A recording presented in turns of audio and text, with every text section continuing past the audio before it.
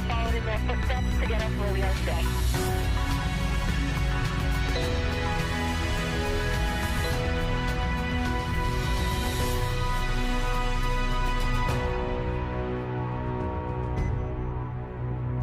Good afternoon and welcome to our live coverage of the NASA SpaceX Crew-9 mission as it returns to Earth. Dragon Freedom departed the International Space Station at 1:05 a.m. Eastern.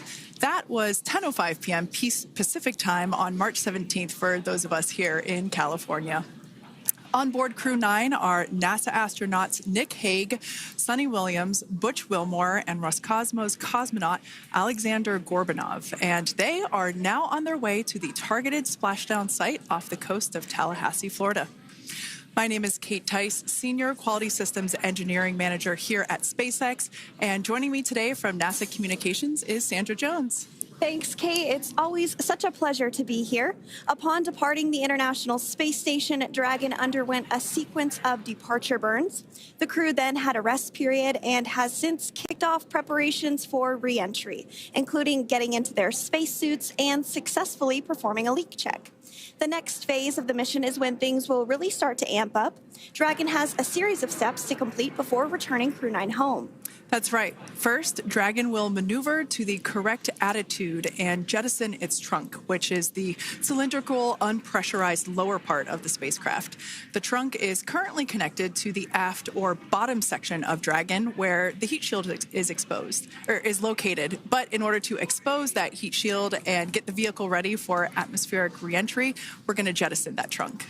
From there, the spacecraft will use its forward thrusters to perform a deorbit burn, which will put Dragon on a trajectory to return to Earth. This burn will last about 7.5 minutes once it starts.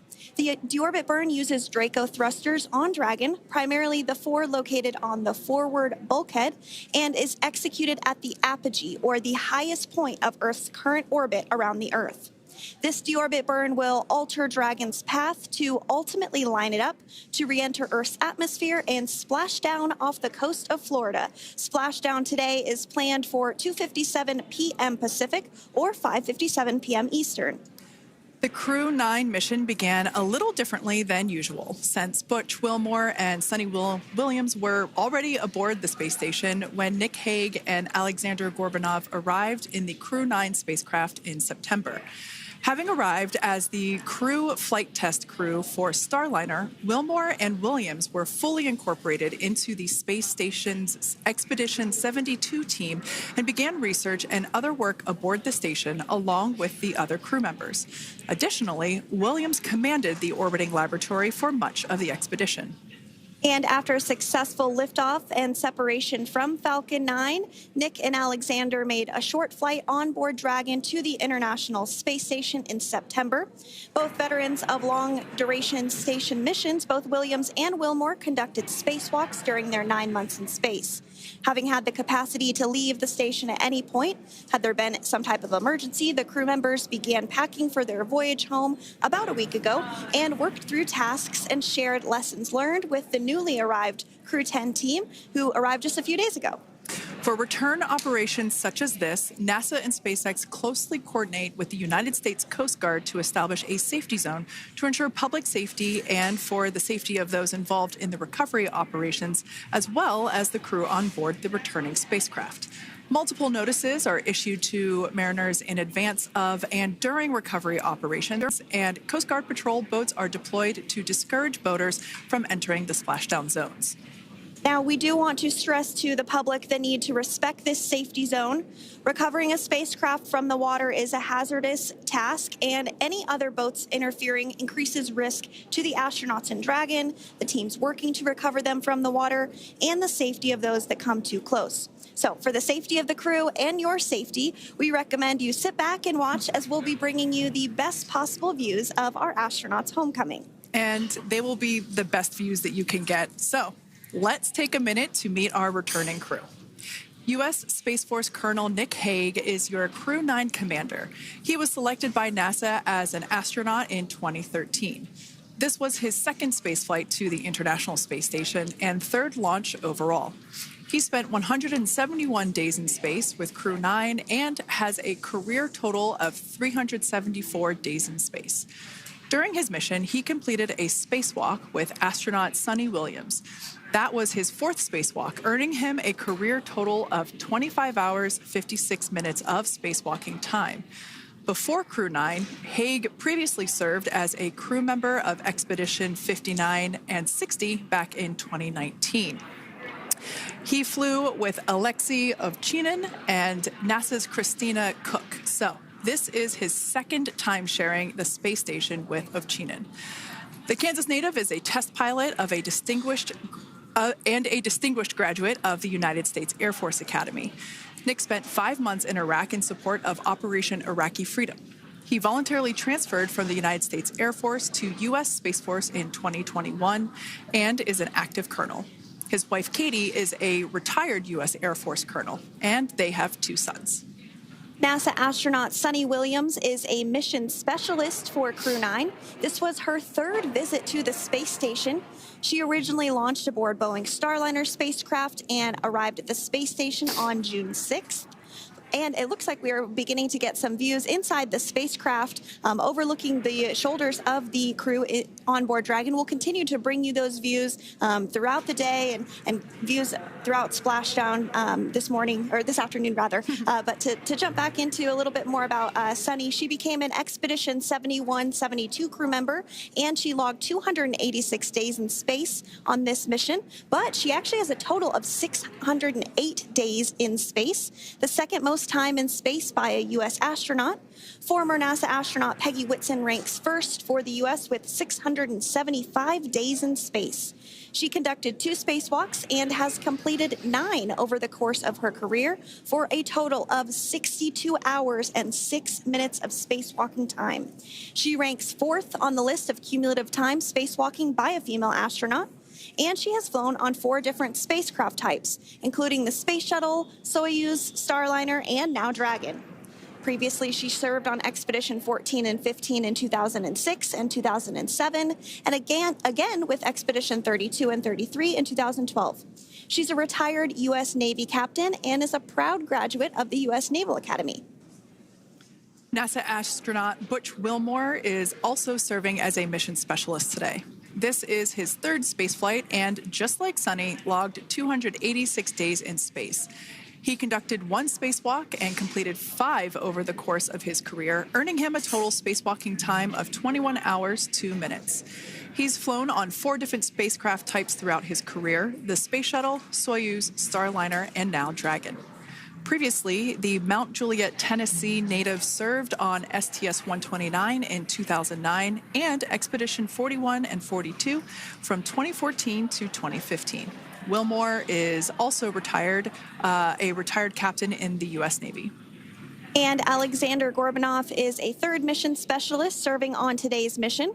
Crew-9 was his very first spaceflight to the space station, earning him a total of 171 days in space over the course of his career. Gorbanov, along with Nick Haig, saw the arrival of 4 visiting vehicles and saw the departure of 4 as well. The duo orbited the Earth more than 2,700 times during their mission. Before his cosmonaut selection in 2018, Gorbanov worked as an engineer for a rocket space corporation and helped support cargo spacecraft launches from the Baikonur Cosmodrome in Kazakhstan. To prepare for upcoming events, Dragon is currently doing a couple of things autonomously. First, it's isolating the thermal control system fluid loops from the radiator.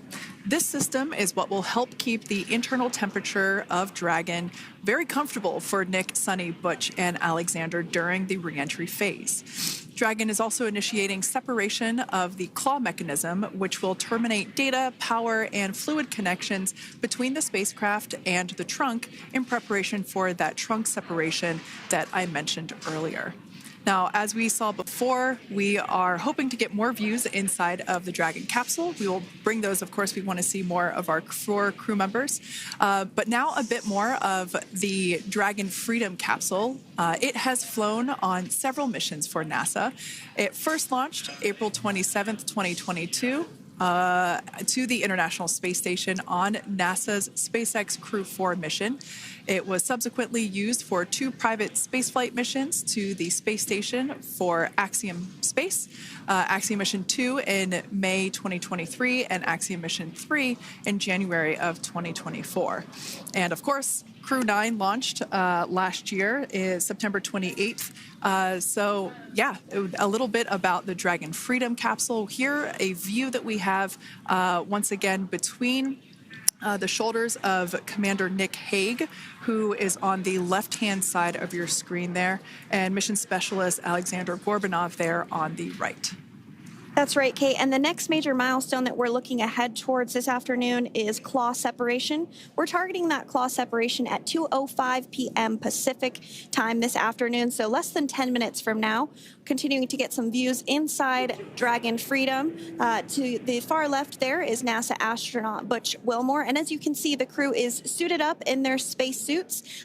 They are suited up in what we call dynamic phases of flight. So when they launch, when they dock, when they undock, when they return back for splashdown. We might hear some call outs on the loops about putting their visors down. That will happen just prior to deorbit burn. And you'll hear us pause when some of those communications happen. That's because we want to make sure that we are relaying the best information to you all, and so that you hear it as well. So if you do hear us pause, that is what we're doing. You also see they have their on there, and I know the gloves are pretty unique on the Dragon spacesuits, right? They're custom created? Yes, the spacesuit overall is custom fit for each astronaut.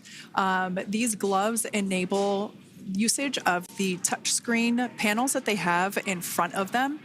We can't see it from this view, but that view we saw earlier between Alexander Gorbanov and Nick Hague, that is a touchscreen. It allows the crew to monitor everything that Dragon is doing, along with those tablets that they have there on their legs. So yeah, the spacesuit itself is intended to act as a mini spaceship, if you will, as once the visors are closed, it is able to maintain a pressure in the unlikely event of a depressurization event for Dragon. So there we can see those screens I was talking about. So there in the center, we've got the location tracker, as well as on the left-hand side, it's mapping out the operations that Dragon is executing. The crew has to remain well informed of all these things that Dragon is doing autonomously. That basically means that Dragon is flying itself.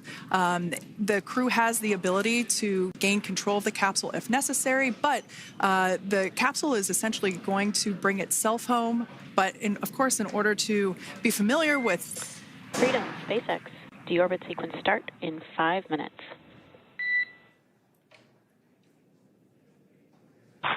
Freedom comes. And so we did hear that call out for the deorbit sequence start to begin here in 5 minutes. That call from the ground came from the core, or Crew Operations Resource Engineer here in Hawthorne, Mission Control just behind us. And that went up to Commander Nick Hague. He's going to be doing the majority of the communications during the flight downhill today through Splashdown, and they'll be communicating with the core all along the way. Now, we did mention that they are flying on Crew Dragon Freedom. The naming of spacecraft has gone all the way back to the very beginning of this human spaceflight program. This is a nod to Alan Shepard naming his spacecraft Freedom 7 during the Mercury program. And so the crew that first flew up on Freedom a few years ago had the opportunity to name this Dragon, and they named it Freedom. That was Crew 4 that was the first flyers on this spacecraft. It's also flown for Axiom Mission 2 and 3, and then, of course, today for Crew-9 as well.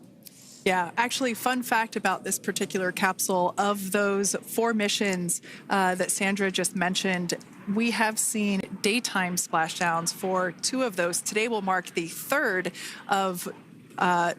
daytime splashdown. So there's something lucky about this particular capsule that gets daytime splashdowns. Nighttime is great because we can see even more clearly the capsule streaking through, but I personally love the daylight views because we really get even better views of the recovery team operations during that phase of the mission. Yes, absolutely. And if you follow along with our missions, you'll know that sometimes weather is a watch item when it comes to undocking and splashdown. We do splashdown in the water, so we want to ensure that parameters like wave heights and wind speeds and precipitation, lightning, all of that is looking good for the crew and the safety of those recovery personnel. And today the weather is just pristine. We got off of space station on the very first attempt. So I'm joking around and saying that it was because it was St. Patrick's Day and we got really lucky with the weather. I wouldn't disagree with that.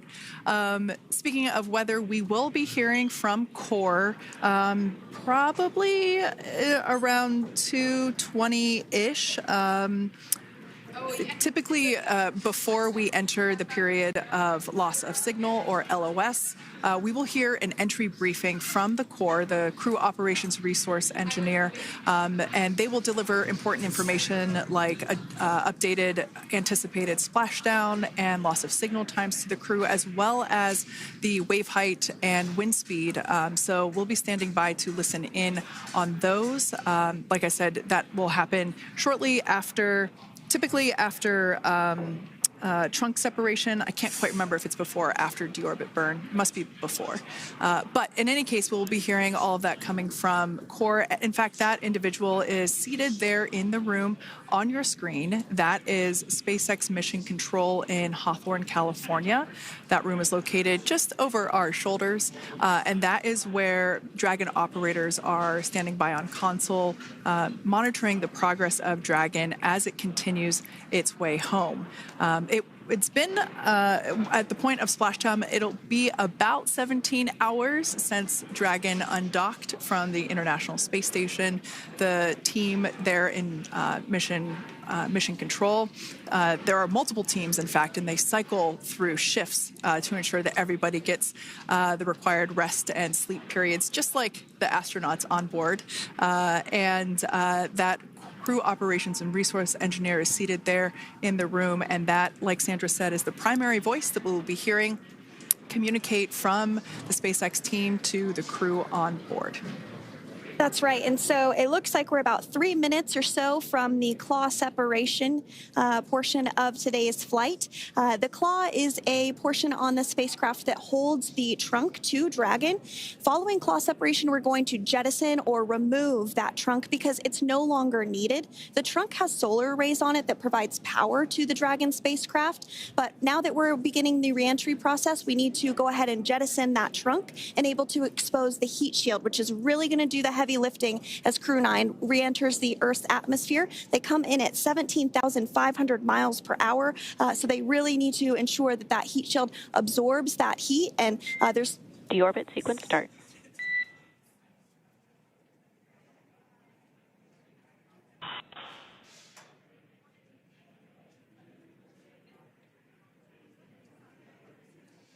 And so we did just get communications there that the deorbit sequence start has begun.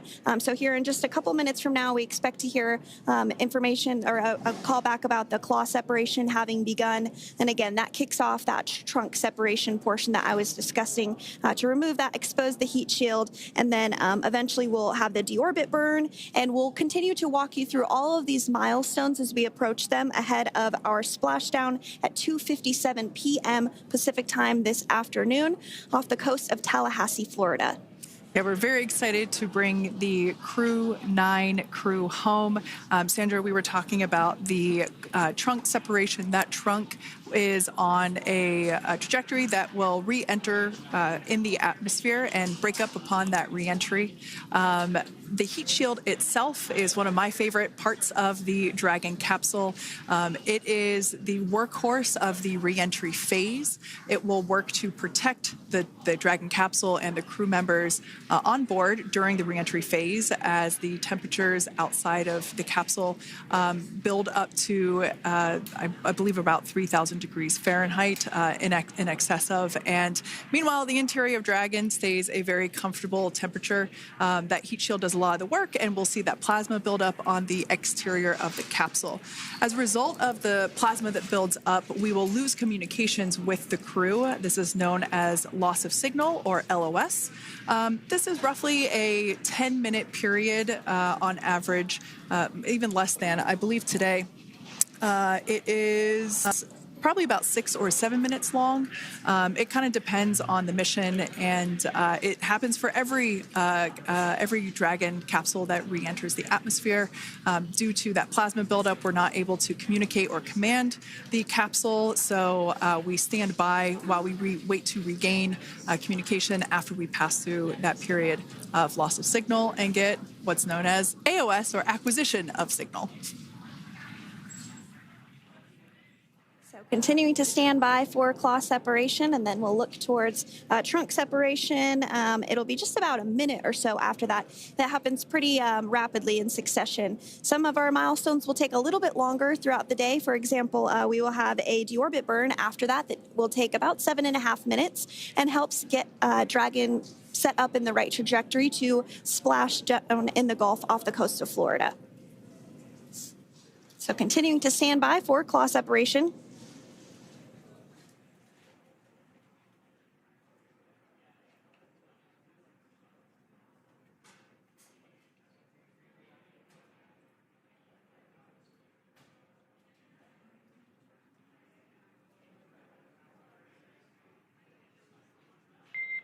Nominal trunk jettison. All right. Freedom copy. Great news there. That trunk has been jettisoned from the Dragon capsule. So the claw was separated. That's the mechanism that connects the telemetry and power between the Dragon capsule and the trunk. In order to expose the heat shield underneath Dragon, we had to jettison that trunk, and so we just got confirmation that that has happened. So that is great news. Basically means that telemetry is looking good, and that the nitrox system is primed for cabin and suit cooling, and the heat shield, like I said, is now exposed and ready for atmospheric re-entry. The trunk served its purpose by gathering energy from the sun through its solar cells and converting that to battery power. Since we separated the trunk, we can't generate any more new power, but we really don't need to since we're coming home and Dragon has enough battery power already stored. Now, up next, the final steps that Dragon will perform prior to re-entry: the slew, or the maneuver to deorbit burn attitude, and then the deorbit burn itself. This deorbit burn is the last time that the forward Dracos, which are the 4 thrusters located on top of the spacecraft under the nose cone, it's the last time that they will ignite. The deorbit burn will place Dragon on a precise trajectory to return to the splashdown zone off the coast of Florida, off the coast of Tallahassee, Florida, and that will last about 7.5 minutes once it starts. And so deorbit burn is targeted for 2:11 p.m. Central Time, so about 2 minutes from now. As we mentioned, it's going to last about 7.5 minutes, again, helping to get Dragon into the precise trajectory to ensure that splashdown occurs in the area that was calculated and where the recovery team is already in place, ready to support splashdown operations today. The recovery vessel Megan is the ship that is going to be utilized today, and we also have what is called fast boats that go out first to check the spacecraft and make sure everything is looking good before the recovery vessel Megan approaches. So that whole recovery process takes about an hour, I would say, from the time the crew splashes down to the time they're on the boat and the crew gets out of the capsule. And we'll continue to bring you live coverage through every step of the way today as Crew-9 returns home. Indeed. Now, let's take a little bit of a closer look at Dragon. One of the great things about being close to the space station is that we can use space station cameras to look at Dragon. But now that Dragon is on its way home, we don't have those external cameras. So here's an animation of what the capsule looks like. We've got the pressurized section, the capsule on the top, and the trunk, or the unpressurized section, on the bottom. That's where those solar panels that we manufacture in-house are located, soaking up the energy from the sun and turning it into power for the capsule. At the very top of the capsule is the nose cone. That is where the Dracos, the forward Dracos, are located. That nose cone is currently open, not closed like we saw in that animation. Once we get through the final maneuverings for the re-entry phase, we will close the nose cone capsule just before Dragon begins its atmospheric entry to protect that forward hatch there located along with those forward Dracos. So Go ahead. Oh, that's right. I was going to mention that the nose cone does open shortly after launch, and it remains open the entire time that Dragon is docked to the International Space Station. So as an example for this particular spacecraft, Freedom, since September when it docked to the International Space Station, remains open that entire time, and here shortly it will close for the very first time since September. So quick recap of what Dragon has done in recent history here. We basically began preparations for re-entry known as the deorbit sequence. So Dragon released the trunk. As we said before, we separated the claw, we released the trunk. It next will slew to the deorbit burn attitude. Slew basically meaning maneuver, so it will position itself correctly to execute that deorbit burn. We want the heat shield side to be facing forward, or first, if you will. We want that to be the leading edge of the Dragon capsule, as that heat shield is meant to basically be an ablative material for the heat that it will incur. Once we complete that deorbit burn attitude slew, we will initiate the deorbit burn itself. That will last for several minutes, expecting that to be to start here any moment now, actually, and then it will go until about 2:18 p.m. Pacific time or 5:18 p.m. Eastern time. And I did hear confirmation that deorbit burn is underway. As we mentioned, it's about a 7.5-minute burn. So within the last 10 minutes, Dragon has jettisoned its trunk and initiated the deorbit burn just seconds ago. As mentioned earlier, for those operations, NASA and SpaceX closely coordinate with the United States Coast Guard to establish a safety zone to ensure public safety and for the safety of those involved in the recovery operations, as well as the crew on board the returning spacecraft. Multiple notices are issued to the mariners in advance of and during recovery operations, and Coast Guard patrol boats are deployed to discourage boaters from entering the splashdown zones. So we do want to stress to the public the need to respect this safety zone. Recovering a spacecraft from the water is a hazardous operation, and any other boats interfering increases the risk to not only the astronauts in Dragon, but the teams working to recover them from the water and the safety of those that may come too close. So for the safety of the crew, which you see there on your screen, your safety, we recommend you sit back and watch as we'll continue to bring you the best possible views of our astronauts' homecoming. Yeah, as I mentioned earlier, this deorbit burn is the last time that we will utilize our 4 forward Draco thrusters. Forward basically meaning at the top of the Dragon capsule. Dragon Freedom has not yet entered the Earth's atmosphere. This deorbit burn is what will line the vehicle up and put it on its final trajectory to the landing site right off the coast of Tallahassee, Florida. So basically, it is the last burn that the Dragon spacecraft executes and is what really locks it in for that precise landing. As you can see on your screen right now, Nick, Sunny, Butch, and Alexander are using their screens to keep tabs on the burn duration, the Draco firings, and trajectory details such as entry angle, spacecraft perigee, and how much distance remains until deorbit burn termination. As I mentioned earlier, Dragon is flying itself. So all the crew has to do is stay strapped into their seats and keep tabs on things. Although I must say, if I had one of those window seats, it would be pretty difficult to restrain myself. Now, with Nick, Sunny, Butch, and Alexander ready to deorbit and splash down back on Earth, they will be heading to one of 8 targeted sites supported by SpaceX and NASA. All of these sites are located off the coast of Florida, either in the Gulf of America or the Atlantic Ocean. Spreading the supported sites across multiple locations helps maximize the return opportunities for this mission and future crews, lowering the chance that we'll have to wave off due to bad weather. For those of you following along, you'll know that today's splashdown marks our final Dragon recovery on the East Coast. After 6 great years of successful recovery operations off the East Coast, we'll be moving all Dragon recovery operations back to the West Coast.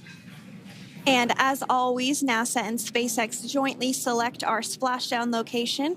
And for today, the prime recovery site is off the coast of Tallahassee, Florida. The selection process works with a lot of different variables, including the space station's orbital trajectory or path that it follows, what landing sites are available and have favorable weather, how much free flight capability Dragon has for the trip home, and the sleep schedules for the returning crew members, as well as, of course, the big one, the weather.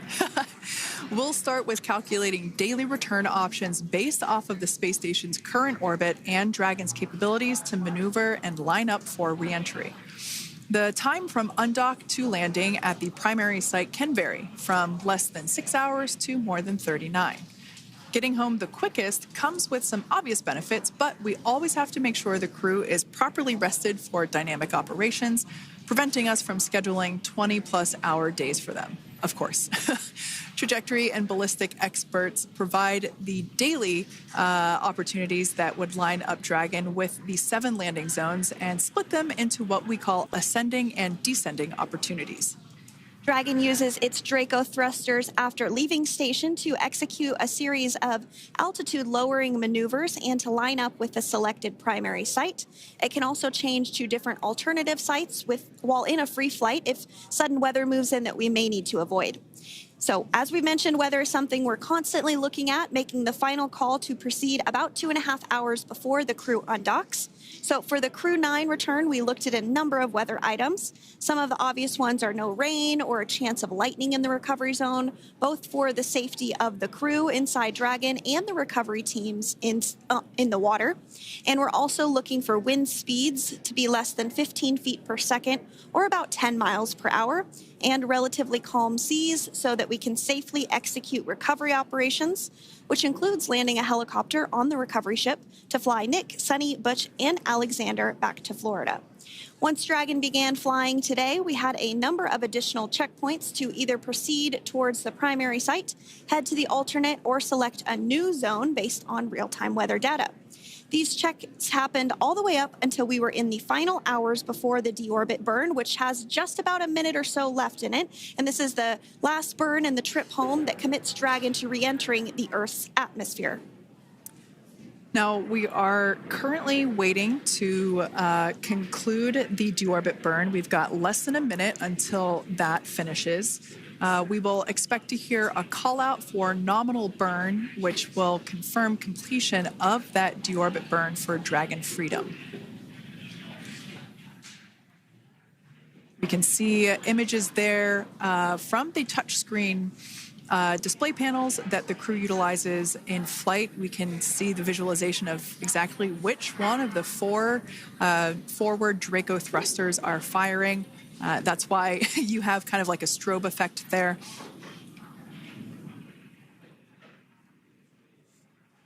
And if you're just joining us, you are looking at live views of the Dragon Freedom. On your left is Commander of Crew-9, Nick Hague. To his right is Roscosmos cosmonaut Alexander Grabenkin. And also in Gorbanov, that is Alexander Gorbanov. And then also in the capsule today is NASA astronauts Sunny Williams and Butch Wilmore.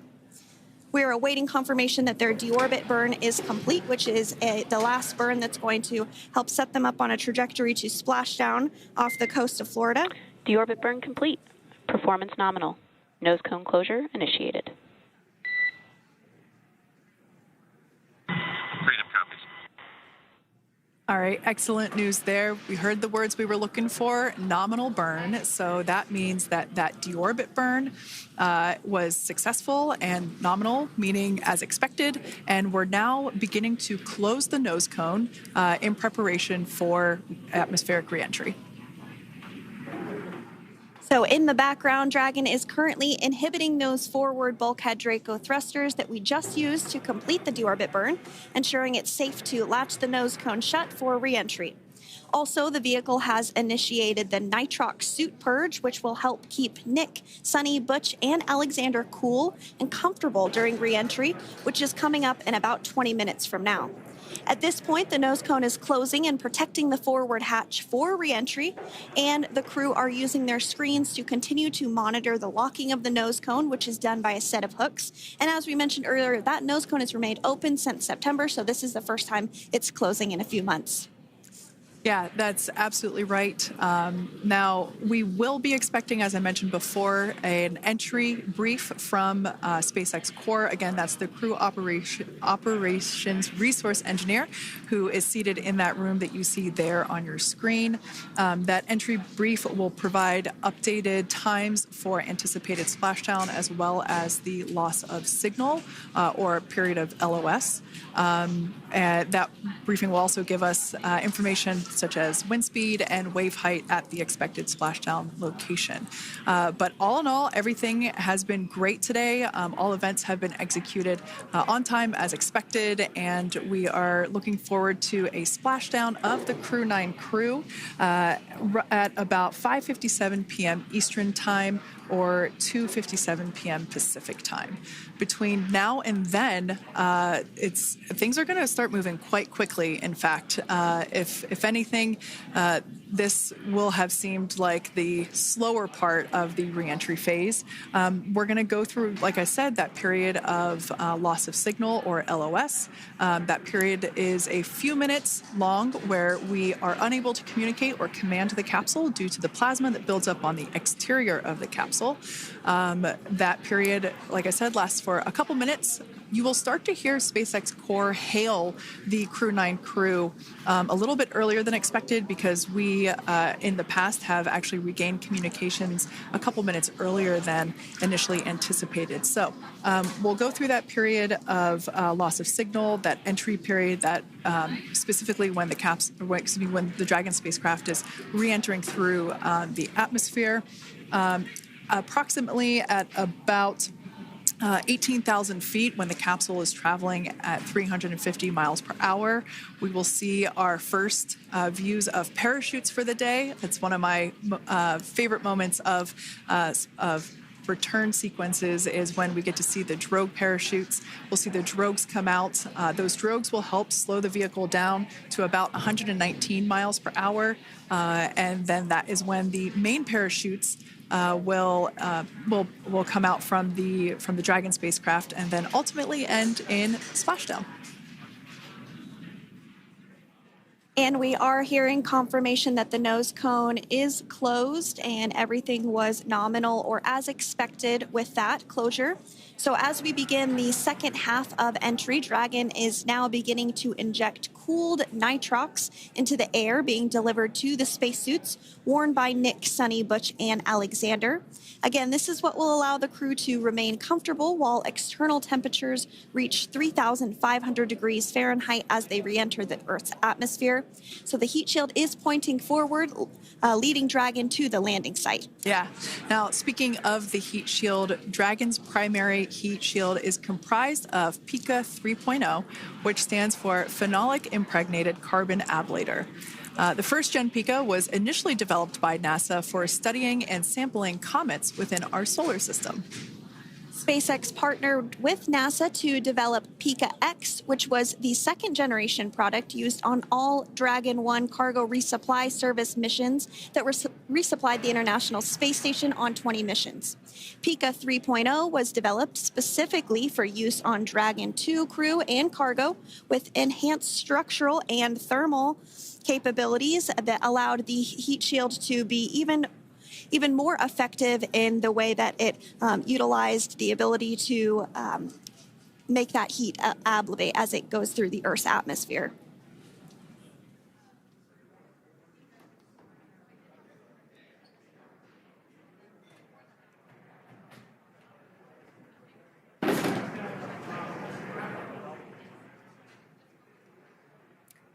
The remainder of Dragon is composed primarily of a SpaceX proprietary ablative material. It's another class of thermal protection which is lighter weight versus PICA and protects the underlying composite structure during reentry to ensure the structural capabilities are maintained.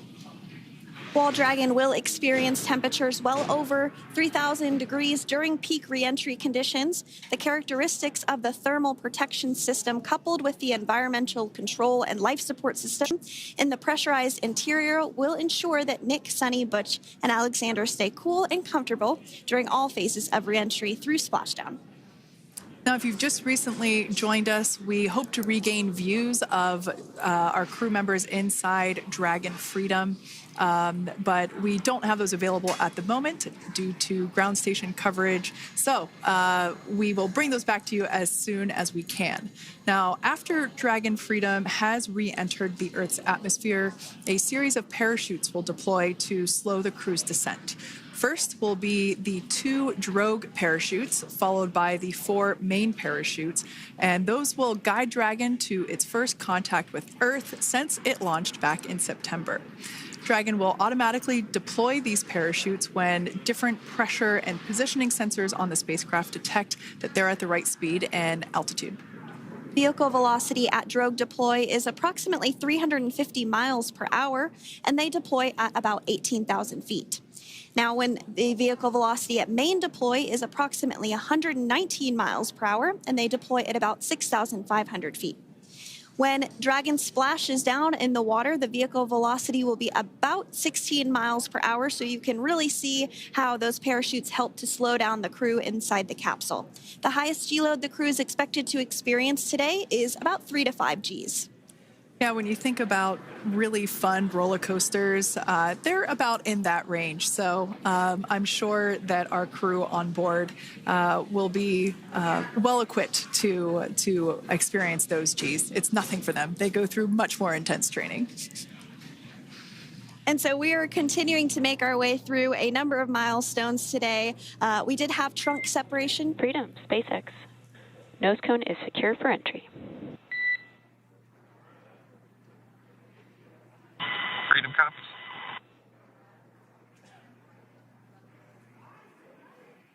All right, great news there. That tells us that the final physical configuration change for Dragon is complete. We have closed that nose cone. This is the last physical change that Dragon undergoes prior to re-entering the Earth's atmosphere. It's important that that nose cone is completely closed because underneath it is not only where the 4 forward Draco thrusters are located, but it's also because that is where the forward hatch is located. That is the hatch that is utilized for the crew to ingress and egress from the station while it is docked on board. And since our capsules are flight proven and we reuse them on future space flights, we want to make sure that all of the integrity of that hardware remains intact. So that nose cone is successfully closed, and we're going to start moving pretty quickly here. As I mentioned before, we'll go through loss of signal. We'll get that signal back several minutes later, and then we'll see the parachute action. Yep, and then that's all ahead of Splashdown off the coast of Florida. We're targeting Tallahassee as our splashdown zone today at 2:57 p.m. Pacific time this afternoon. Now, you did mention the call to the crew.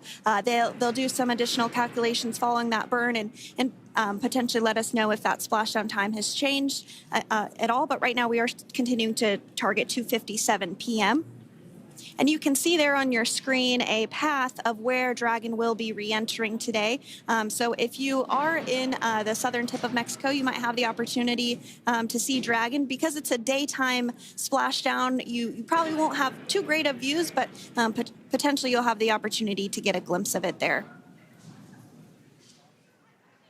Once again, Dragon operators, they're monitoring the progress of Dragon through this re-entry phase. That is SpaceX Mission Control, located here in Hawthorne, California. That is also where the crew operations and resource engineer is seated. That person is the voice that we have heard multiple times and will continue to hear as the primary point of contact to the crew on board Dragon Freedom. We will also hear the voice of Commander Nick Hague. Basically, after we hear the Corps communicate something, we will hear Nick Hague indicate that they copy, that they heard the message well, some sort of recognition that the message was received. And if you joined us yesterday for our coverage during the undocking, we were communicating through something that's called a big loop. We do that when we're in integrated operations with the International Freedom, SpaceX, for entry sequence. Report when ready to copy.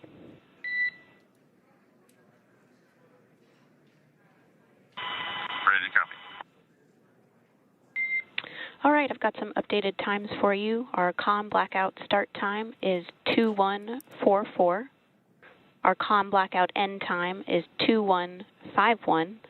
And our splashdown time is the same per your displays, 2157.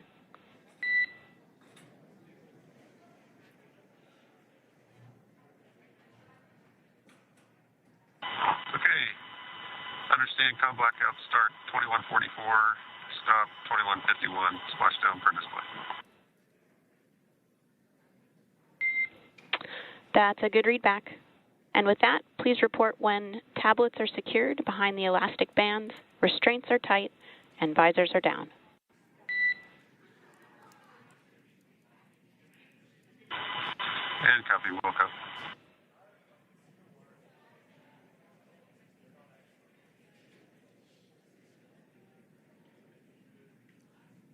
And with that communication from the Corps or Crew Operations Resource Engineer here in Hawthorne to Commander Nick Hague of Crew Dragon Freedom, we did hear that the loss of signal period is still at 2:44 p.m. Pacific, but we had a 1-minute adjustment to the acquisition of signal. That's going to now be at 2:51 p.m. Pacific time. However, our splashdown time remains the same at 2:57 p.m. Pacific time this afternoon off the coast of Tallahassee, Florida.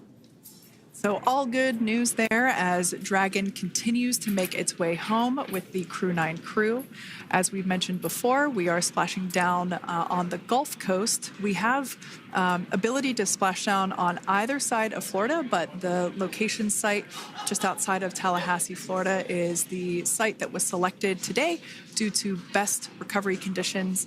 And as Sandra mentioned before, weather is always a watch item, but everything is looking great for that particular recovery location. So I'm sure once we start getting views from the recovery vessel, I have a feeling it's going to be a pretty beautiful afternoon. And we did mention that, of course, this is a daylight splashdown, so we should be getting some great views.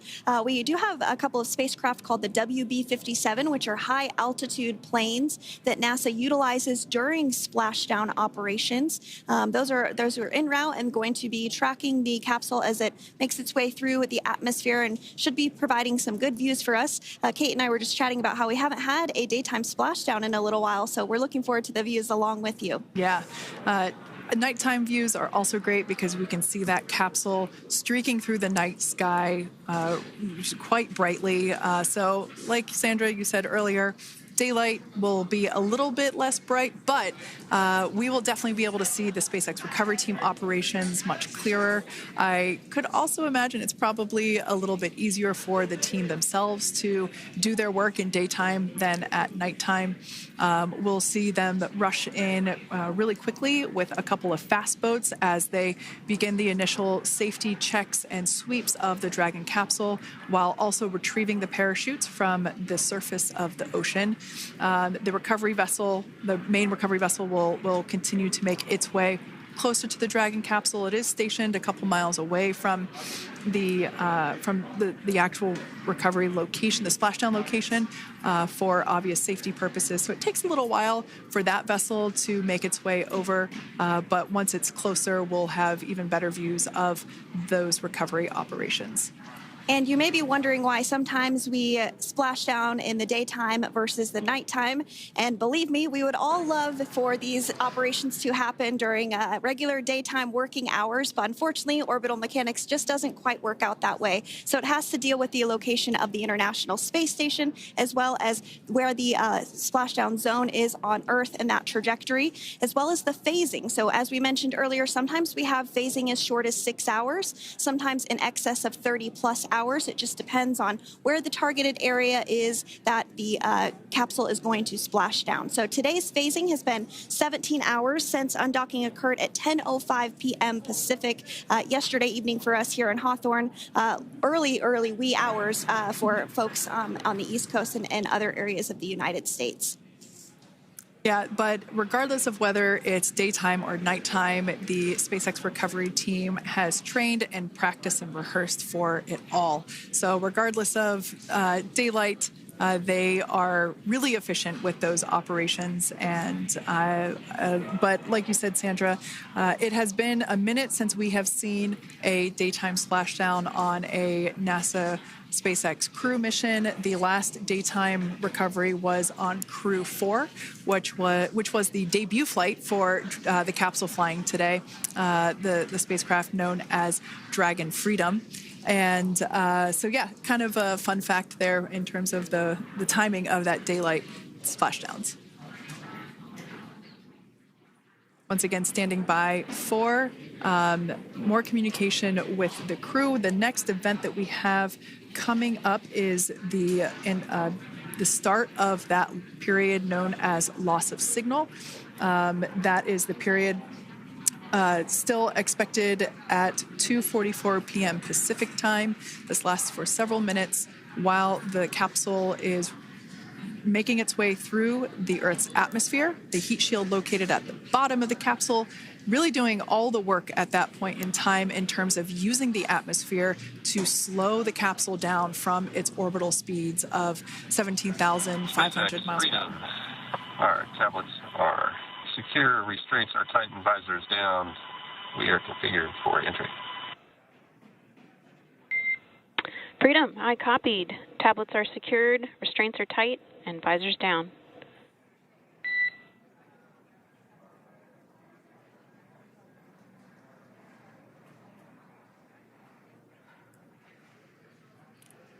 All right, great news there in terms of continuing to make progress. That back and forth communication we heard was just letting Core know that per their instructions, Crew-9 has now put away everything that was necessary in order to begin the re-entry, including those tablets that were located on their legs. Those are now stowed away. They've tightened that safety harness that we see there, and the visors are now down. So with all that being said, let's take a minute to meet our returning crew. U.S. Space Force Colonel Nick Hague is your Crew-9 commander. He was selected by NASA as an astronaut in 2013. This was his second spaceflight to the International Space Station and third launch overall. He spent 171 days in space with Crew-9 and has a career total of 374 days in space. During his mission, he completed a spacewalk with astronaut Suni Williams. That was his fourth spacewalk, earning him a career total of 25 hours, 56 minutes of spacewalking time. Before Crew-9, Hague previously served as a crew member of Expedition 59 and 60 back in 2019. He flew with Alexei Ovchinin and NASA's Christina Cook. So this is his second time sharing the space station with Ovchinin. The Kansas native is a test pilot and distinguished graduate of the United States Air Force Academy. Nick spent 5 months in Iraq in support of Operation Iraqi Freedom. He voluntarily transferred from the United States Air Force to U.S. Space Force in 2021 and is an active colonel. His wife, Katie, is a retired U.S. Air Force colonel, and they have 2 sons. NASA astronaut Suni Williams is a mission specialist for Crew-9. This was her third visit to the International Space Station. She originally launched aboard Boeing's Starliner spacecraft and arrived at the space station on June 6th. Following the agency's decision to return Starliner uncrewed, she became an Expedition 71 and 72 crew member, where she logged 286 days in space on this mission. But Suni has a total of 608 days in space, the second most time in space by a U.S. astronaut. 5 minutes until predicted comm blackout. We'll see you on the other side at 21:51.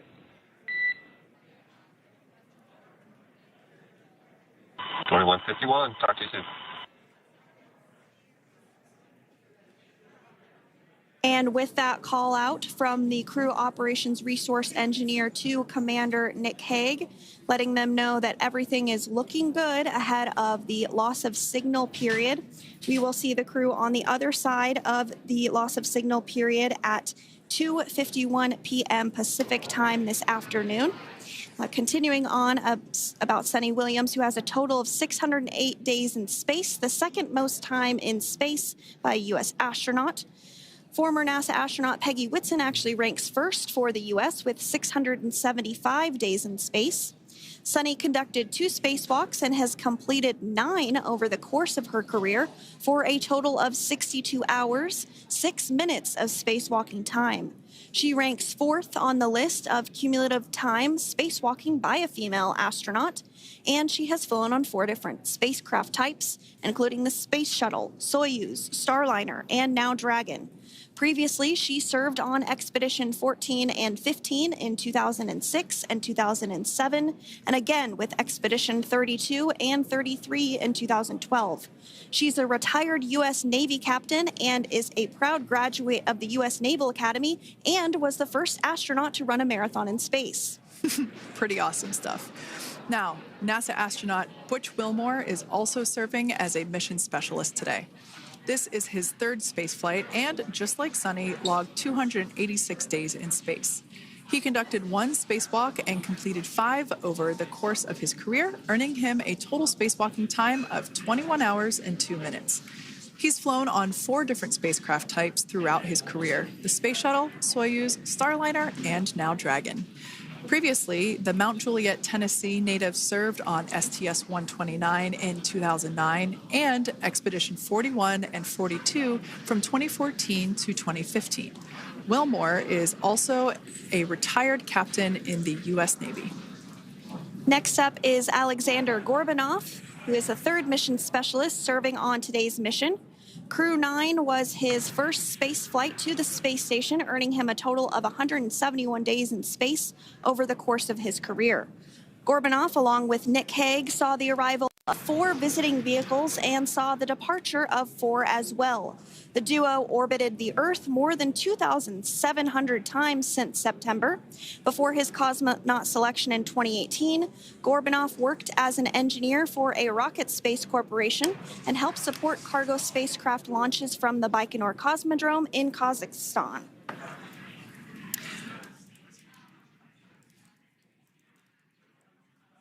So if you are just joining us, we are continuing to bring you live coverage of Crew-9's return to Earth following their mission aboard the International Space Station, where they completed science and research investigations. We are targeting splashdown off the coast of Florida at 2:57 p.m. Pacific time. The next major milestone that we'll look ahead towards is what we call loss of signal, or LOS, when we won't have communications with the crew because they will be re-entering the Earth's atmosphere. And during this process, there is plasma that builds up around that heat shield, so we are not able to communicate with the crew, but we are anticipating to regain communications with the crew at a short time from now at 2:51 p.m. Pacific time today. As we said before, everything continues to look good for the return of the Crew-9 team. We are about to go into that period of loss of signal. Once we get views of the crew inside the capsule, once again, we will be sure to bring those to you. But that period of time is when plasma is building up on the exterior of the capsule, generating heat in excess of 3,500 degrees Fahrenheit. So we are unable to communicate or command the spacecraft at that time. And that includes, unfortunately, video feeds as well. So as soon as we get the views back inside Dragon, we will bring those to you. But until then, we are going to stand by and continue to monitor the progress of Dragon. Like Sandra just said, we are anticipating the blackout period to begin at 2:51 p.m. Pacific time, 5:51 p.m. Eastern time. This will last for several minutes. It's not super exact, even though we are predicting acquisition of signal, or AOS, to come back at 5:51 p.m. Eastern time. In the past, we have regained communication sometimes a little bit earlier than that, so we'll probably start to hear Core begin to hail Crew Dragon a minute or two prior to that anticipated acquisition of signal. But right now, Nick, Sunny, Butch, and Alexander are seated in their seats inside Dragon Freedom. Their visors are down, and they have put away or stored the tablets they had located on their upper leg to monitor Dragon's progress. Now they will be utilizing the touchscreen displays where the current operation and future operations will be displayed as they are able to monitor Dragon's progress continually. As I said before, Dragon is autonomous, meaning it is flying itself. So the crew stands by and monitors, and those touchscreen displays are what will be allowing them to do so and prepare for events such as parachute deploy. And while on board the International Space Station, Nick, Sunny, Butch, and Alexander contributed to over 900 hours of science and research investigations, which is really the key purpose of the International Space Station. Now, the International Space Station is celebrating a major milestone this year where they will be celebrating 25 years of continuous human presence in November. So if you're younger than 25 years, you've never known a day where there hasn't been a human living and working aboard the International Space Station, contributing to key science and research investigations that impact our lives here on Earth. There's research being done on Parkinson's, on osteoporosis, on cancer research, and a variety of other studies. Additionally, the microgravity laboratory provides a jumping off point for us as we venture back to the moon and onto Mars through longer duration space flights. One such example that the crew worked on during this mission was an alternative exercise device. In microgravity, the crew has to exercise for about 2 hours a day because they're not having the effects of gravity on their body. So to prevent bone and muscle loss, we counteract that with 2 hours of exercise per day.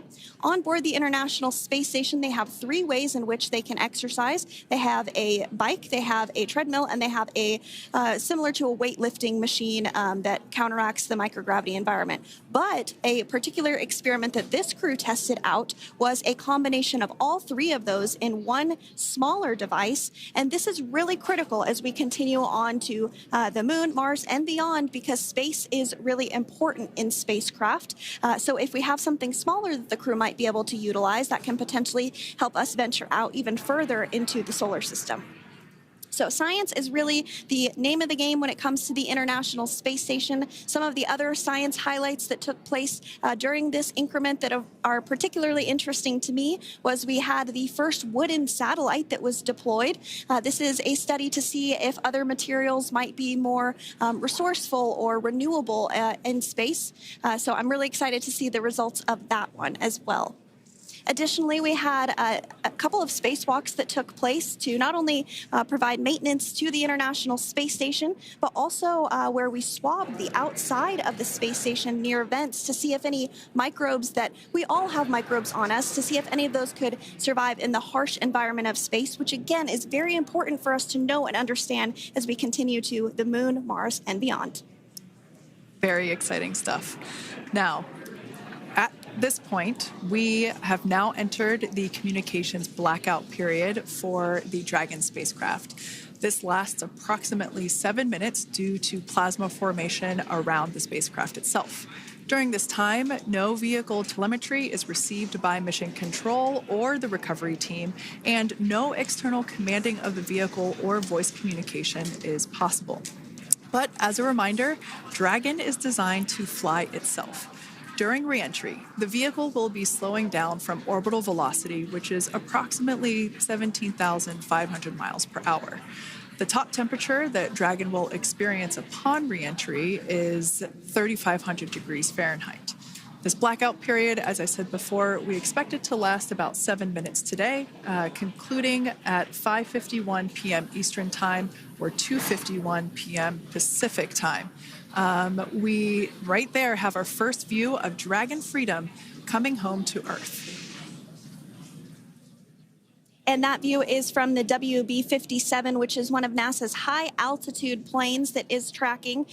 Now, because of the way that this camera is configured, it does look like it is dark, but it is indeed daytime, and you're beginning to see that plasma trail as Dragon re-enters the Earth's atmosphere. All of that is expected. We are anticipating an acquisition of signal around 2:51 p.m. Pacific Time, so just minutes from now, and you may hear the core begin to hail out or call Dragon for communications and see if we can potentially get communications with them a little bit earlier.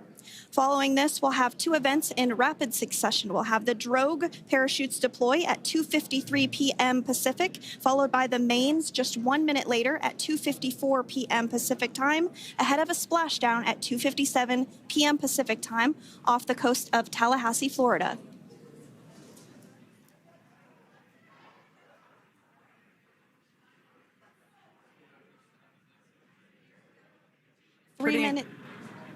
Pretty incredible views of the Dragon spacecraft making its way home back to planet Earth with the Crew-9 astronauts on board. Once again, this view is coming from the WB-57 plane. That heat shield we can see doing magnificent work as it works to... Freedom, SpaceX, comm check.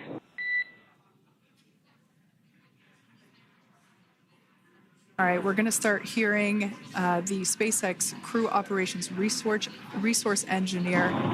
SpaceX Freedom is with you. 4.6 feet. Enjoying the ride. Copy that, Freedom. Great news there from Commander Nick Hague reporting back. We see a healthy flight computer. Expect automated chute deployment. Freedom copies.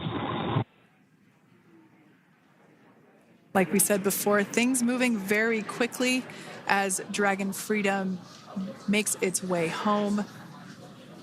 Next event coming up will be deployment of the drogue parachutes. This occurs around 18,000 feet. GPS has converged. Expect nominal altitude for drogue chute deployment.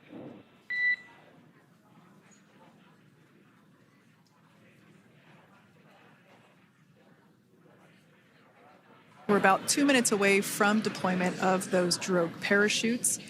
Now the heat shield is continuing to work to slow the vehicle down. That entry period, the Dragon spacecraft went from orbital velocity about 17,500 miles per hour down to about 350 miles per hour. So that really gives you a sense of why that plasma builds up on the exterior of the capsule, thanks to the heat shield and the work that it does.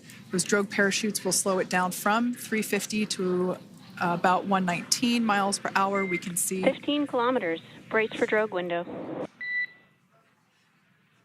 We can see seat rotation happening inside the capsule. Great to get those first views of our crew members. Once again, the capsules are going about 350 miles per hour when the drogues are deployed. Those drogue parachutes that we manufacture here in-house are going to slow the spacecraft down to 119 miles per hour. And that is when we will see the main parachutes deploy, and that occurs about 6,000 feet above the ocean's surface. And we are expecting drogue deployment at 2:53 p.m. Pacific, so we should see it any second now. And there you are getting a great view of Crew-9 inside Dragon Freedom as it returns back to Earth. We are awaiting the drogue deploys. This view coming from the WB-57 high-altitude plane. And there you see it on your screen, drogue deployment. Drogue descent rate nominal. You can hear the crowd here. Visual on 2 healthy drogues.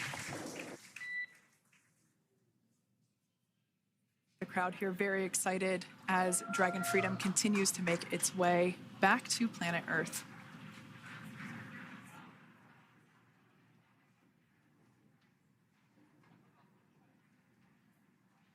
Next up, we'll stand by for the main deployment of the parachutes. The mains are quite a bit larger. You'll be able to notice the difference on your screen once they deploy, and they continue to ensure that the Dragon spacecraft slows down even further.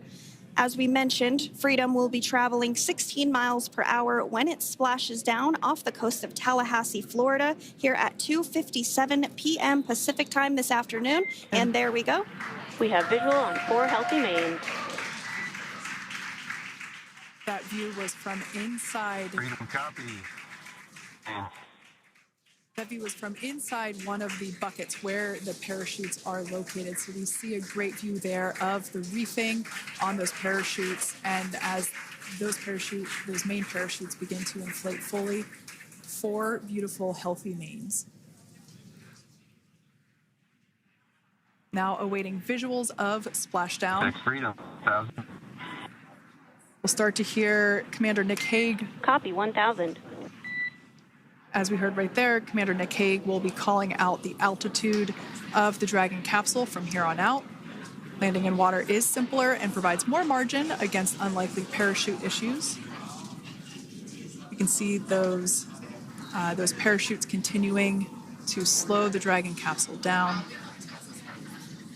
And if you're just joining us, you're looking at 800 meters. a live view of Crew-9 just minutes away from splashing down off the coast of Tallahassee, Florida. Splashdown 2 minutes from now at 2:57 p.m. Pacific. We do have 4 healthy mains really doing the job there. Just breathtaking views of a calm, glass-like ocean off the coast of Tallahassee, Florida. Crew-9 just minutes away from splashing down. This is really such an incredible shot.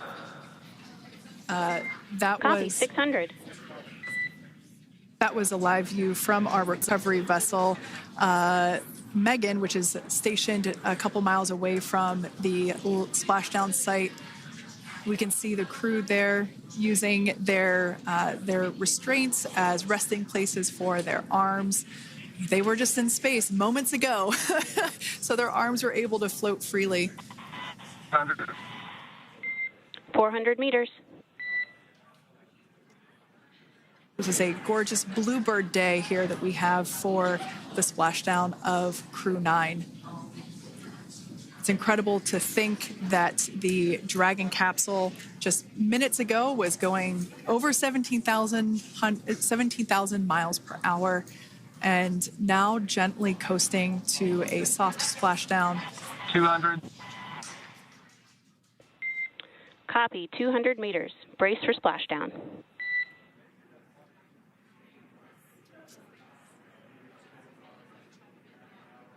As you can see there on your screen, continuing to monitor progress of the Dragon spacecraft. And we're going to stand by for splashdown, located in the Gulf of America, off the coast of Tallahassee, Florida.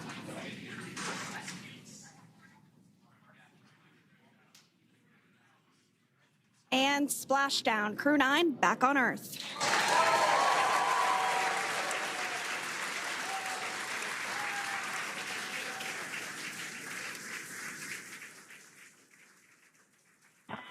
And SpaceX Freedom, splashdown. Good main release. Copy, splashdown. We see main chutes cut. Nick, Alex, Butch, Sunny, on behalf of SpaceX, welcome home.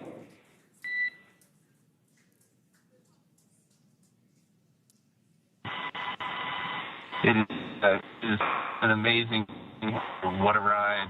I see a capsule full of grins ear to ear.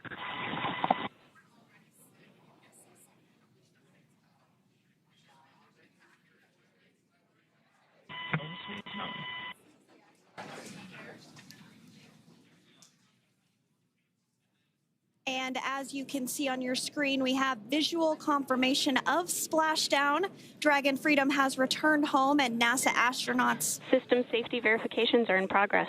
We'll report back when recovery personnel are en route.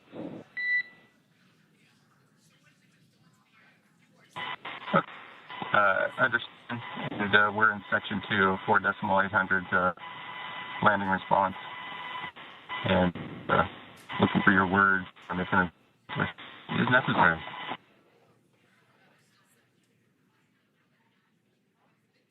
In the distance, we can see the recovery vessel making its way. Copy, you're in section 2 for the environmental assessment in 4.800. That is not necessary today. Understand. Raising buzz.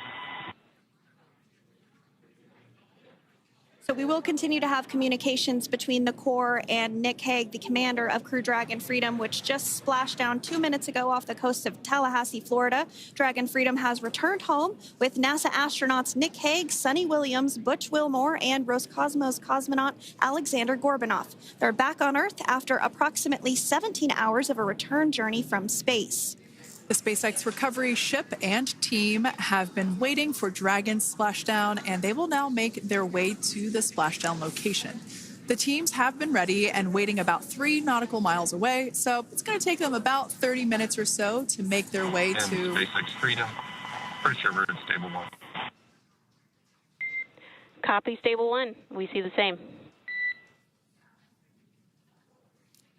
It's going to take about 30 minutes for the recovery team to make their way over to Nick, Sunny, Butch, and Alexander, who are still seated and secured inside that Dragon spacecraft there on your screen. Incredible views there of that thermal protection system, or TPS. That Dragon capsule was pristine, white color before it departed the station, and we can see how the reentry phase, the thermal protection system did its job. Now, if you're wondering what that hole, that like bucket area is, that is underneath the side hatch. That is where the main parachutes were stored. So when we saw the Dragon capsule docked at station, it looked very different. The panel that protects and covers the main parachutes, that was still intact, as well as the panels that enclose where the drogue parachutes are located. We can see those fast Freedom. boats. SpaceX is go for recovery personnel to approach. Expect personnel alongside in the next few minutes. Freedom copies. We can see those fast boats. We weren't kidding when we said they were fast. While it does take about 30 minutes for the main recovery vessel to make its way over to the capsule, these fast boats will be doing a couple of things simultaneously. A couple of them are going to be working to retrieve the parachutes that you see in the background there of this drone shot. Those parachutes will be retrieved from the ocean surface. We want to make sure we are able to pull those out. The recovery vessel there closest to the spacecraft is going to be performing some safety checks. We can see there they're using an instrument that is basically working to detect if there are any hypergolic vapors or fumes that are still residing in and or around the Draco thruster nozzles or outlets. The hypergolic fuel, which is necessary for on-orbit burns to maneuver the spacecraft. Unfortunately, those hypergolics are unable to be breathed. They are toxic, and so this team here is doing those initial safety checks to make sure that it is safe for the rest of the recovery team to approach the spacecraft. They're also checking to make sure that any residuals from the pyros are safe and are not going to cause any issues. We can see the team working their way around the spacecraft to do these these sniff tests on all of those Draco thrusters. And as we continue to await the recovery of our Dragon spacecraft with NASA astronauts Nick Hague, Sunny Williams, Butch Wilmore, and Roscosmos cosmonaut Alexander Gorbanov inside, Dragon has autonomously completed several steps to safe itself following splashdown. We are continuing to see Dragon in what is known as stable 1 configuration. That's kind of the ideal configuration following splashdown. It's upright, and the Dragon capsule's in the right configuration for it to be hoisted into the recovery vessel Megan, which you do see a little ways off in your screen approaching. Dragon will continue to remain live on air with you through that recovery process, all the way through the point where the crew is extracted from the Dragon spacecraft. Now, if you are just joining us, the mission has gone smoothly so far. Dragon successfully splashed down off the coast of Tallahassee, Florida at 2:57 p.m. Pacific, 5:57 p.m. Eastern Time this afternoon. Approximately 17 hours prior to splashdown, Dragon autonomously undocked from the International Space Station, completed a series of departure burns, jettisoned its trunk section, and performed its final burn, the deorbit burn.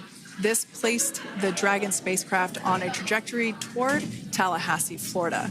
Dragon successfully re-entered the Earth's atmosphere, followed by deployment of its parachutes to slow the spacecraft down to a gentle splashdown. We're now going to follow the Freedom. Hypergol sweeps and unfired ordnance checks are nominal. Rigging is in progress. Approximately 25 minutes until capsule lift. stand by for PMC with SpaceX flight surgeon.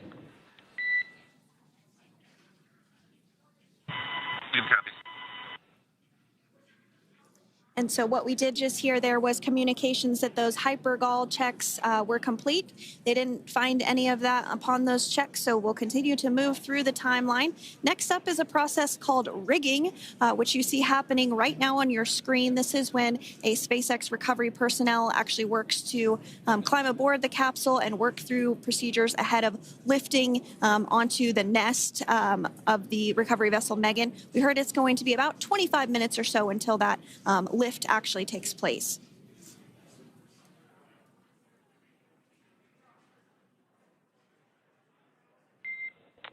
Okay, Freedom, the next call will be from the SpaceX flight surgeon on Dragon to Ground Private.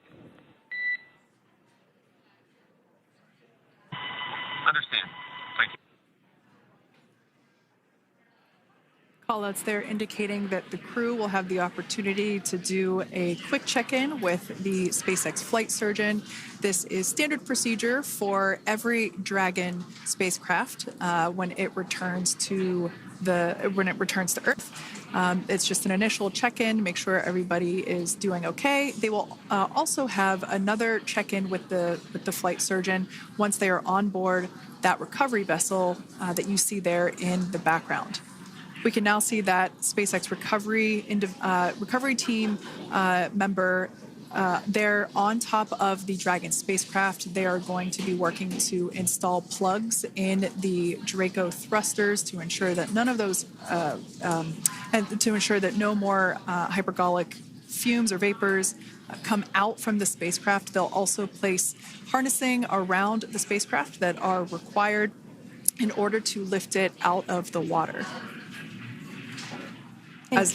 Go ahead, Sandra. Continuing to get some views of the recovery personnel, both the main recovery vessel Megan, as well as some of those fast boats that we've discussed previously. It looks like just a beautiful day there out off the coast of Tallahassee, Florida. Weather was pristine. We were able to get undocked from the International Space Station as expected at 10:05 p.m.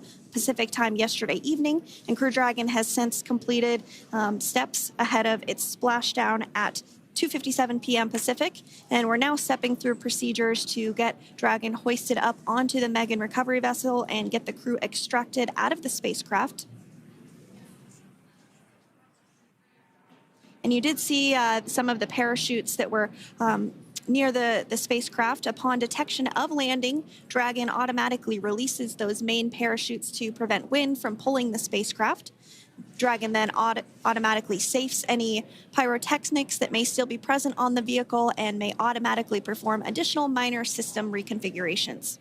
The astronauts will remain seated and in their suits at this point, but the onboard air conditioning keeps things temperature controlled inside the spacecraft so the crew remains comfortable, and the communication systems. Freedom, SpaceX, ComCheck. SpaceX, this is Freedom. We have loud and clear. Copy that, Freedom. Have you loud and clear as well, and Dragon to Ground is no longer private.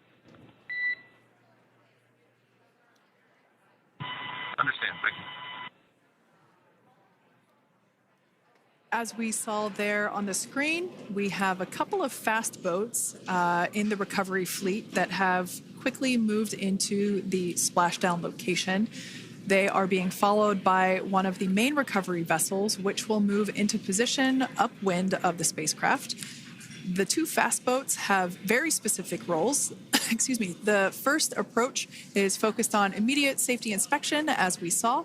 They do this for spacecraft integrity and checking for any presence of those hypergolic propellant vapors. And this ensures that it is safe for the recovery vessel to approach Dragon. Once Dragon is cleared for full approach, as we heard is the case today, the team begins rigging the spacecraft for water recovery by the recovery ship. The second fast boat is responsible for parachute recovery and also serves as a redundant boat to the first one that makes the initial approach to the Dragon spacecraft. As we saw a little bit earlier, we were also able to see one of the recovery team members get on a jet ski to help gather up the parachutes that were automatically detached from the Dragon spacecraft upon splashdown. And it will take a little over 10 minutes for the recovery crew to complete their safety checks. Once they complete, the team will begin preparing Dragon to be lifted. And as you see, they are preparing for that to take place at this point. As part of the preparation for this lift, one member of the recovery team has climbed on top of the spacecraft already so they can attach Dragon's hoist rings and connect to the lifting lines. It will take us less than an hour to raise Dragon to the recovery boat and remove the crew from the spacecraft. After medical checkouts, the crew will return to land within 4 hours by helicopter. And if no additional medical assistance is needed, the crew will board a waiting NASA plane and depart for Houston.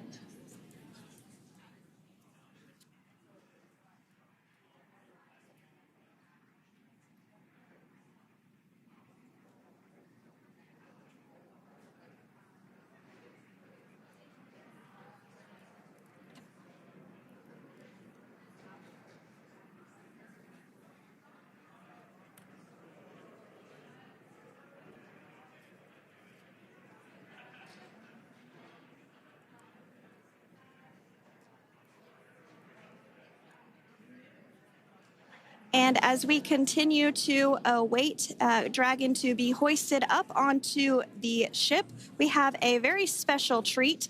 NASA Public Affairs Officer Jaden Jennings, who is actually on the recovery vessel and had a bird's eye view of the splashdown today. Jaden, how are you? How was the view from the recovery vessel? Hi, Sandra. How do you hear me? I've got you loud and clear, Jaden. It's so great to hear you. Awesome. So Splashdown, Sandra, was nothing Freedom, short of be advised. spectacular. We are transitioning the forward link. Comm will be unavailable for approximately 5 minutes. Freedom comes.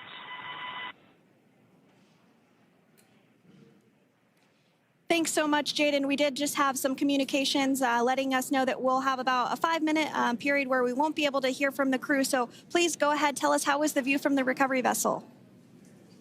Absolutely. Yeah, I was mentioning earlier, Splashdown was nothing short of spectacular. And we were stationed about 1.5 nautical miles away from the splashdown zone and had great visuals here on the recovery vessel Megan. We actually saw a little of the smoke trail as the spacecraft was coming in, and then moments later we spotted those drogue chutes, and this was quickly followed by 4 healthy white and orange main parachutes. We then tracked Dragon all the way down as it slowly propelled into the ocean. And I think I speak for all of us on the ship when I say a new core memory was made today, and we are looking forward to having Crew-9 on board with us a little later. Jaden, that is amazing. Now, obviously, we are watching it here on camera, and the landing conditions look pretty good, but how was it from your perspective? What is the sea state out there? Absolutely. Absolutely. So we've had optimal conditions for splashdown, and today it is sunny and 63 degrees outside right now with clear skies, light winds, and calm seas. The sea looks absolutely beautiful right now, and light blue with the sun reflecting from it. And, Kay, I think the crew's going to like what they feel weather-wise on this picture-perfect day for splashdown off the coast of Tallahassee. Thanks so much, Jaden. It certainly looks like a beautiful day. Can you tell us a little bit about the journey of the recovery forces to get to this point? Sure. So one unique aspect of this recovery was the onboard training on station conducted for Butch and Sunny to ensure they were ready to return on a Dragon spacecraft. That training covered all aspects of their return, including nominal and contingency departures, the orbit burn, splashdown, and post-landing ops, which is what this team is preparing for now. As for the recovery teams themselves, we started the day taking a series of helicopters out to the vessel. And as standard, the recovery director and crew support teams were on that first helicopter out and took the time to get everything prepared on the ship. About 2 hours before splashdown, they deployed those fast boats and jet skis into the water. I was actually on the second helicopter out, and we were on the vessel about an hour and a half before splashdown and landed on top of the helicopter pad on the Megan. And the teams have been working diligently across their respective disciplines this week, executing what can only be described, in my point of view, as a logistical masterpiece, just ensuring every detail has been in place for Crew-9's return. That is such great news. I'm so glad that you're able there to experience it in person. Now, can you tell us a little bit about what's next to retrieve the crew for the recovery personnel on board? Yeah, Kate. So coming up next, Dragon will be hoisted into the on-deck translation system, or the nest, at the aft end of the ship, and then will be translated pretty quickly towards that egress platform. We'll perform another series of safety checks as final precautionary measures just to make sure there are no hypergolic vapors present before opening that side hatch. And then once that side hatch of the spacecraft is open, the crew will be assisted out of the capsule one by one from NASA and SpaceX. Freedom, SpaceX, ComCheck. Freedom's got you loud and clear. Thanks, Nick. I've got you loud and clear as well. We have completed our forward link transition. Copy.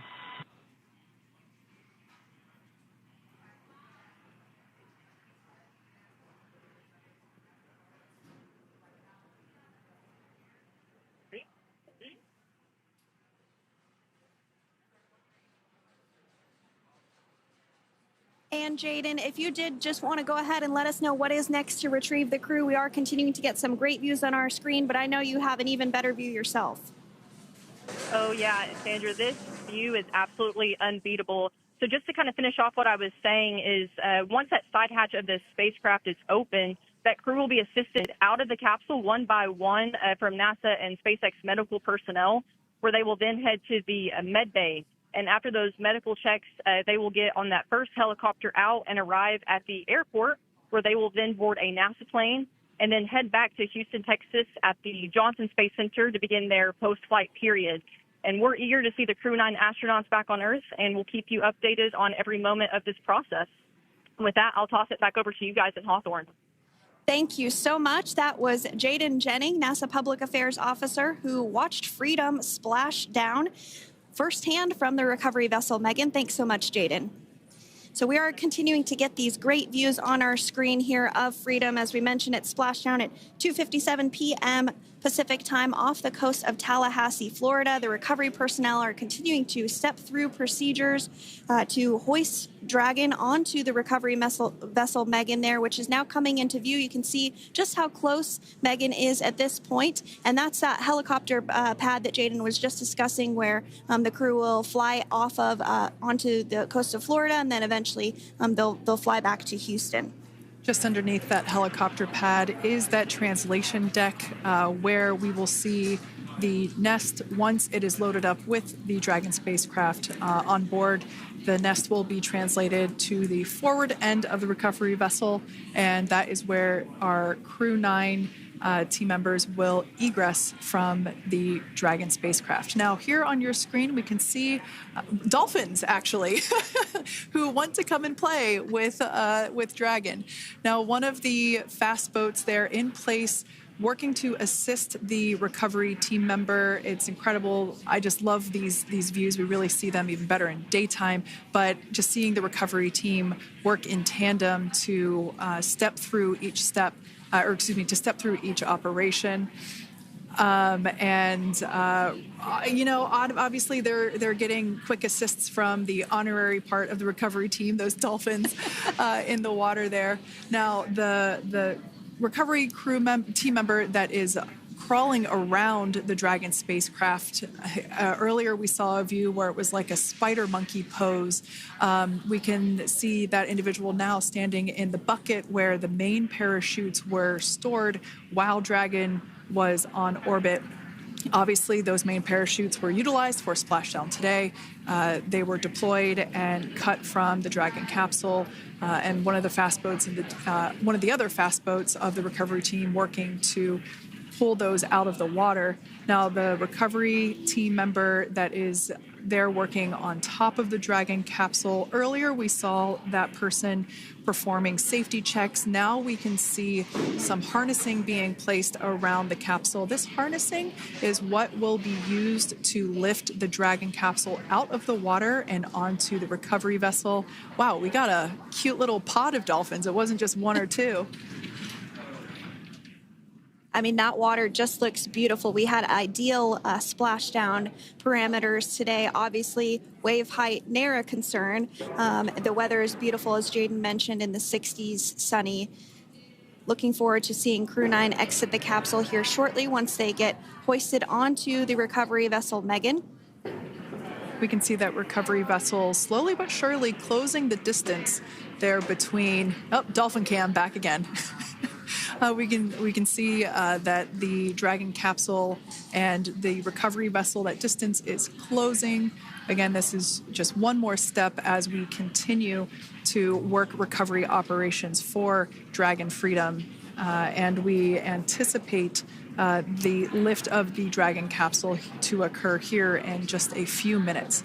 Now, once all of the rigging is on the capsule and it's hooked up to the recovery vessel, we will see the hydraulic arm, which is that kind of like bridge-like structure there at the aft end of the recovery vessel. We'll see that articulate backwards, and that's a good sign that we're getting even closer to pulling the capsule out of the water. It will then move forward, and the capsule will be placed inside of what you can see there is basically a basket. We call it the nest, Dragon nest, that's where the capsule will be placed in order for it to be translated to the forward end of the vessel and for the astronauts to egress.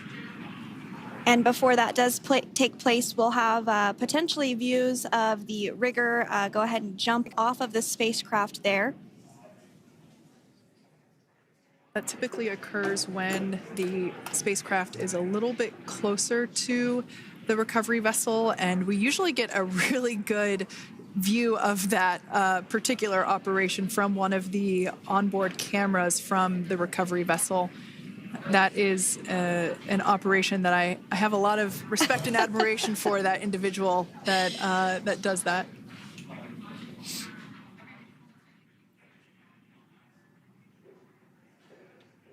So again, Dragon continuing to get closer and closer to the recovery vessel Megan. You see some of those ropes now coming into view as well.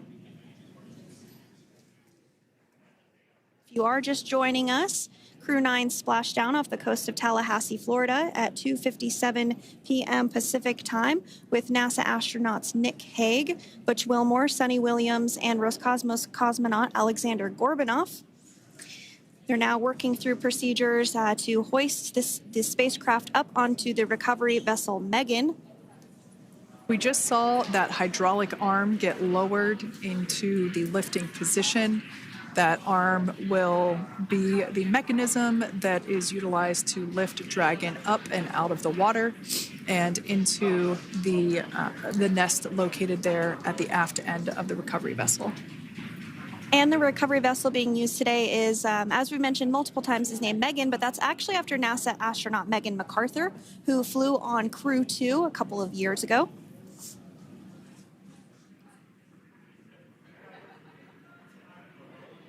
We're getting some views now from actually inside the boat. Yeah, you're exactly right. This view is straight down the recovery vessel. That platform that was closest to the camera, that is the egress platform. Freedom, rigging is almost complete. Approximately 5 minutes until capsule lift. Great news there from SpaceX Core. So about 5 minutes left until we see Dragon Freedom get lifted out of the water. That hydraulic arm, as I said before, is the mechanism that will lift it. It's quite swift, actually, the whole process of getting the spacecraft. Brace for capsule lift. Bracing. There it goes, Dragon Freedom being lifted out of the water and onto our recovery vessel, Megan.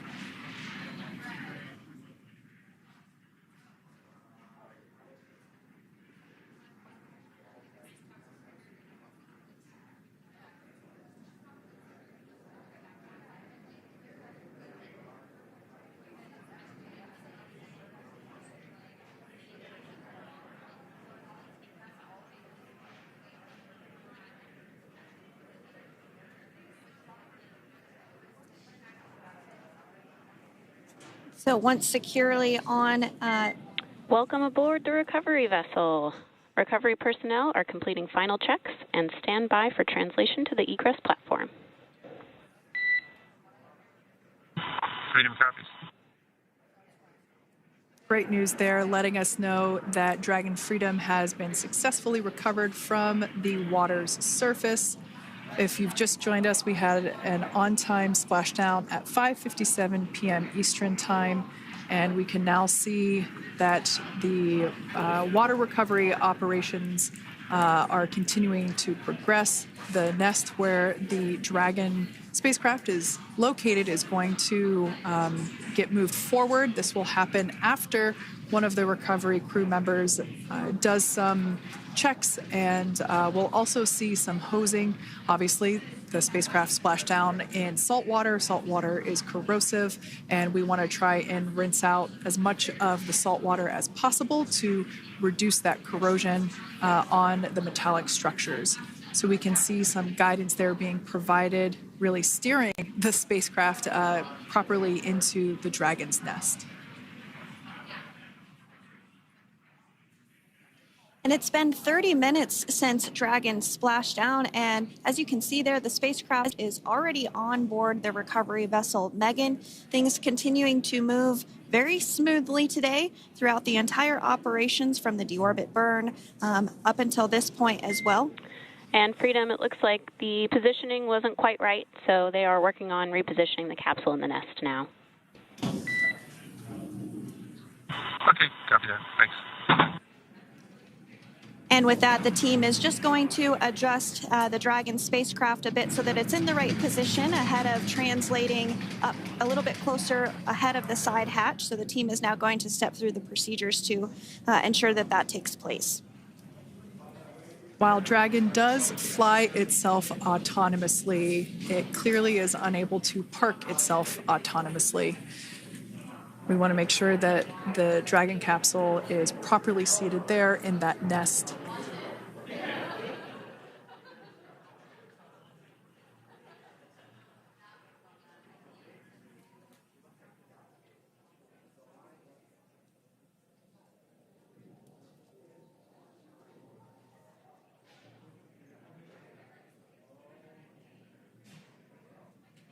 Once Dragon is fully seated in the nest, we'll probably see a bunch of that salt water come out from the bucket there located underneath the side hatch. See some salt water splash out. As I mentioned before, one of the recovery team members will begin hosing down the exterior of the spacecraft.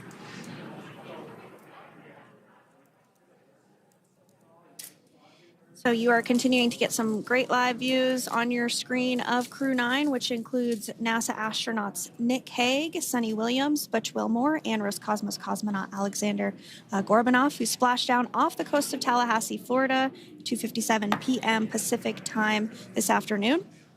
Now working to get that spacecraft situated in the nest. Just making some final adjustments and tweaks to ensure that it's nice and secure.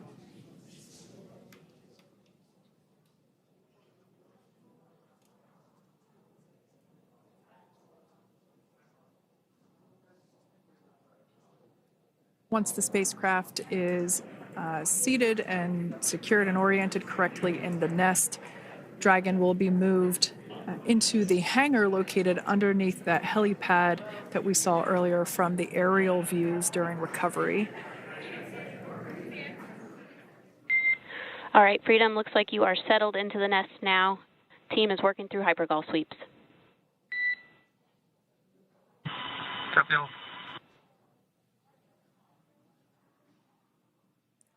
Call out there telling us that the recovery team is doing the second round of those hypergolic sweeps.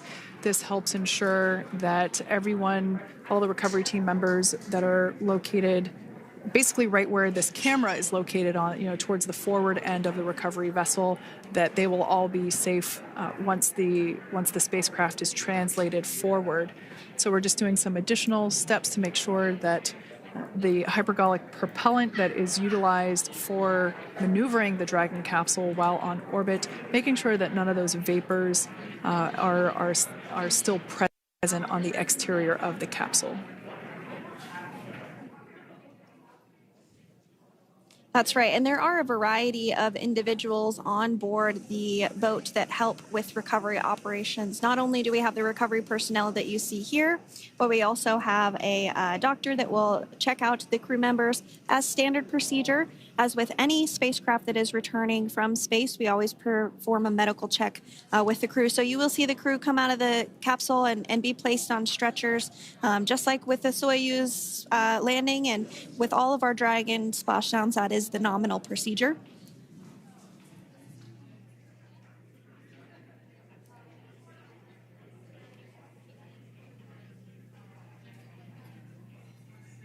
We'll stand by to see Dragon Freedom translate or scooch up a little bit closer to the camera angle that we're seeing right here.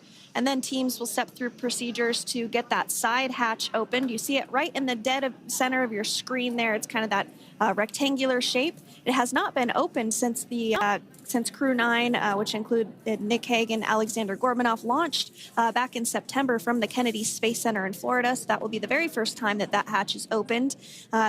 Once docked to the International Space Station, crew enter through the top hatch, which was where the nose cone is now closed. That's the hatch that they actually utilize to go ahead and get inside the International Space Station.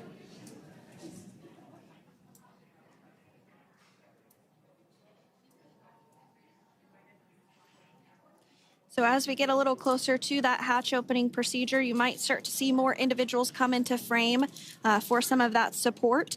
The ship has a maximum capacity of a little over 40 people on board, and it takes a variety of different roles, as we've discussed, to support. Also on board is the chief of the astronaut office for NASA, that's Joe Acaba.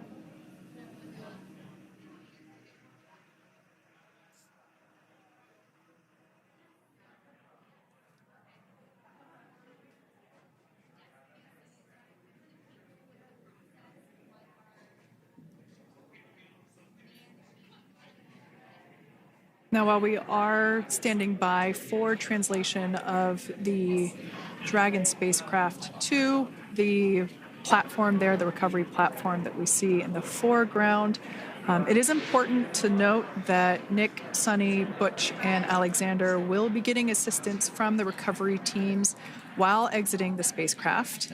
This is the same process for any returning long-duration crew members.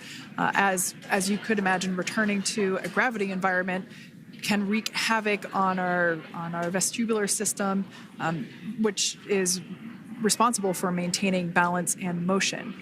Of course, safety is our number one priority with this operation, so we'll see the crew members helped out of the spacecraft one by one, and they will be assisted the few feet to the medical quarters aboard the boat.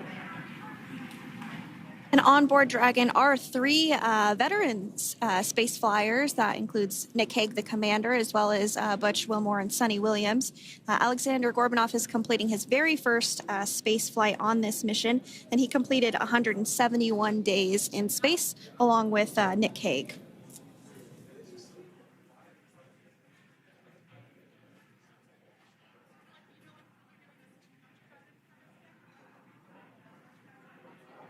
For those of you that have just recently joined us, well, I would encourage you to hit that rewind button and go back a few minutes. It was a beautiful splashdown of Dragon Freedom with the Crew-9 cohort on board. They had an on-time splashdown at 5:57 p.m. Eastern Time, 2:57 p.m. Pacific Time.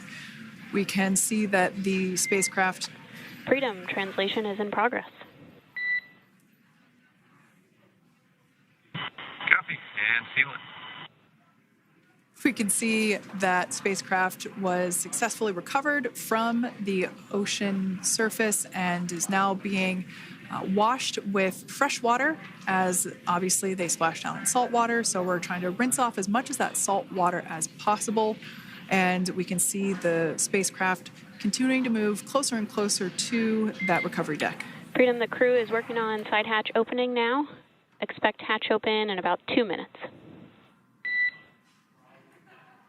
Okay, copy that. And Kira, just wanted to say that to you guys, you and the team did an awesome job, both uphill and downhill. Just really, really impressed. Thank you. Thanks, Nick. It's been an honor. This is a pretty exciting moment coming up. We are working to open the side hatch. One thing that may not be obvious from, just looking at the spacecraft here is that this side hatch that we're about to open, the last time it was open was when this spacecraft was at the launch pad. This side hatch is what is used for initial capsule ingress and final capsule egress, but all comings and goings from the spacecraft while it is on board the space station are from the forward hatch, which is located at the top of the spacecraft under that nose cone. So this is a pretty exciting moment because it will be the crew's first breath of fresh air since boarding their ships at the start of their journeys last year. And the very first person that will have the opportunity to say hello to the crew once that hatch is open is a SpaceX medical recovery personnel representative. Then we'll see procedures take place to remove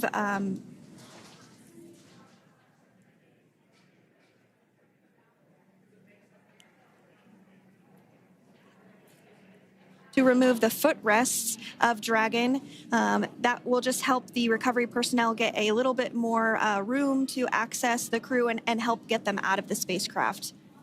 Yeah, you're absolutely right. Safety is, once again, top priority here, and removing those footrests from all 4 seats will be helpful as a SpaceX recovery team member will actually go into the capsule into Dragon Freedom to help the crew members unbuckle and stand up, and essentially we'll also see a fun little slide be put in place to help the crew members exit the spacecraft safely. So yeah, we're going to remove all 4 of those footrests to basically give a little bit more working room inside the spacecraft. That's right. And we did hear the go for that hatch opening, so we're just a couple minutes away from being able to see that. And then we might be able to get the chance to see a couple of views inside of the Dragon and see the crew following their splashdown. Now, opening that side hatch isn't quite like opening the door to your car.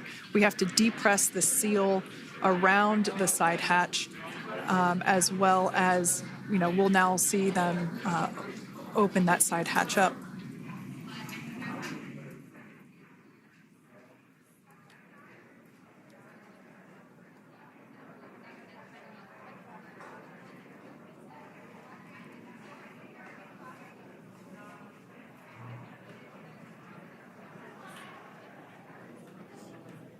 And there you have it. The side hatch is open for the first time since September.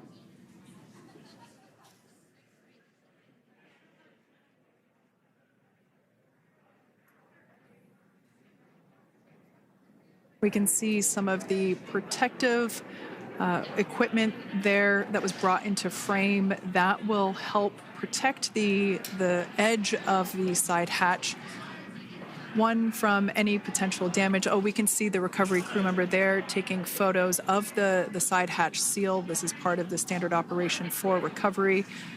These photos will get saved into our procedure. We'll then install that protective frame around the side hatch. This helps to ensure that the side hatch itself, the edges of it, incur no damage while crew members are coming out from the spacecraft.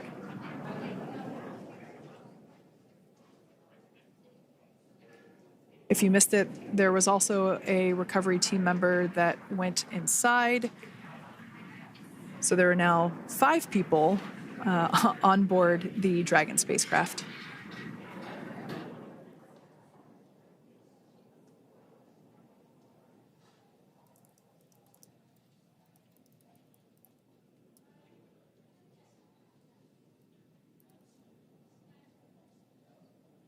And if you are just joining us, it has not yet even been an hour since Crew-9 splashed down off the coast of Tallahassee, Florida at 2:57 p.m.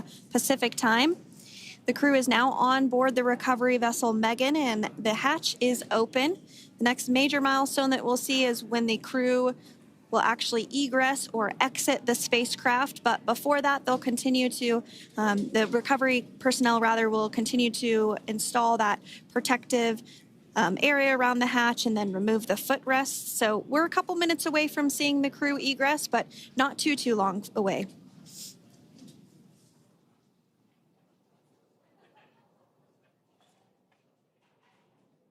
We'll probably see those footrests being handed out here in the near future, as I mentioned before. Oh, of course, we got to get a well-documented photo of the moment. Although we can't see it from here, I'm pretty sure there are 4 smiles on board right now. And we did hear that report out from the commander, Nick Hague, following Splashdown, that there were four smiles as far as he could see. Yeah, capsule full of grins. Now, generally speaking... And there we do see Crew-9, some happy waves, smiles all around back on Earth.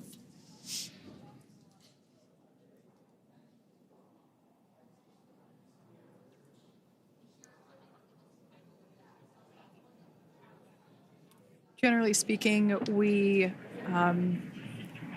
have the individuals in the 2 center seats of the spacecraft exit first. You might hear us refer to this as the exit process as egress. It's just another term for exiting the spacecraft. Generally speaking, we most of the time have the 2 center seats egress first, as it makes moving around inside the capsule a little bit easier.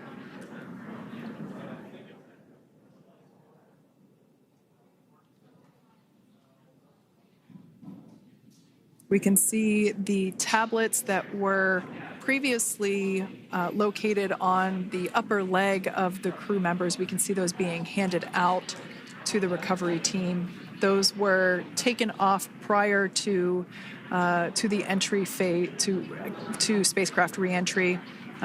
Those had to be stored and secured prior to dynamic operations.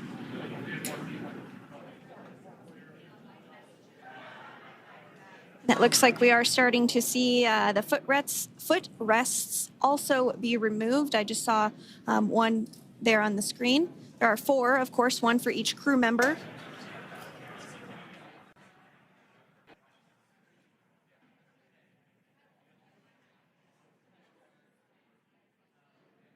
Those footrests are made out of carbon fiber and are actually sized appropriately for each crew member, as everybody has different measurements and different leg lengths. Same goes for the armrests and the bucket length of each seat. We size those appropriately for the crew members and to ensure their comfort and safety. I believe we just saw the little ramp that is used to help slide the crew members out from inside the spacecraft. And once the crew does exit Dragon Freedom, they will be placed on to a stretcher to go to a medical bay for medical checkouts. This is standard procedure for all Dragon spacecraft flights that Splashdown crewed, as well as for our Soyuz spacecraft that land in Kazakhstan.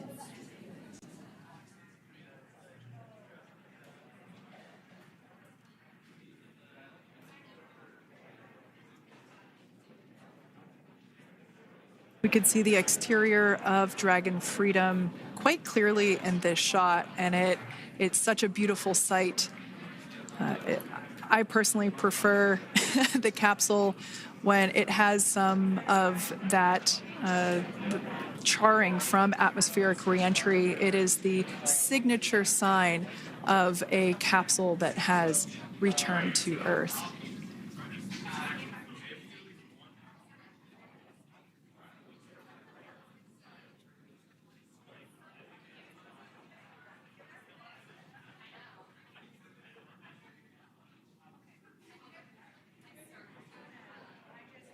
Continuing to stand by for our first crew member to egress or exit Crew Dragon Freedom following their splashdown at 2:57 p.m. Pacific time. Dragon undocked from the International Space Station at 10:05 p.m. Pacific just yesterday, so it was about 17 hours of phasing.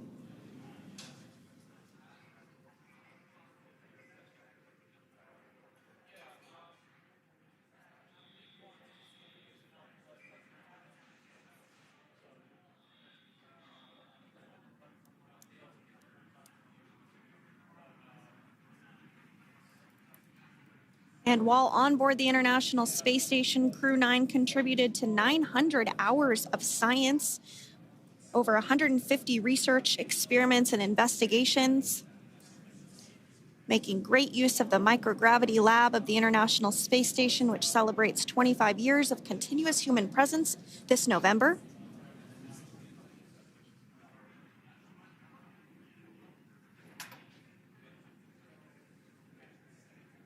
Looks like we're about to get our first crew member here upon egress of the Dragon spacecraft.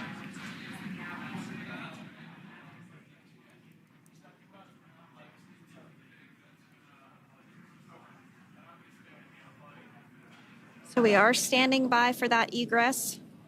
Outside of Dragon, you do see one of those stretchers. This is the expected procedure as the crew will be taken to medical facilities following their exit from Dragon.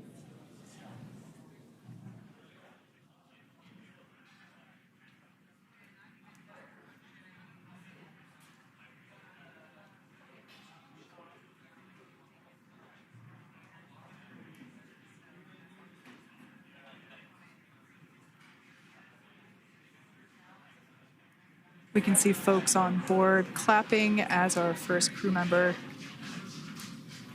And that is NASA astronaut Nick Hague, commander of Crew-9, now out of Crew Dragon Freedom. Some smiles, thumbs up, and a wave. Can't get any better than that. Yeah, that is one happy camper, that's for sure. As we said before, it is standard procedure for all of our long-duration crew members to receive assistance upon egressing from the spacecraft. We basically help them move off of the recovery deck and into the private medical quarters for their initial consultation with the SpaceX flight surgeon. So we'll see that take place for all 4 of our crew members today.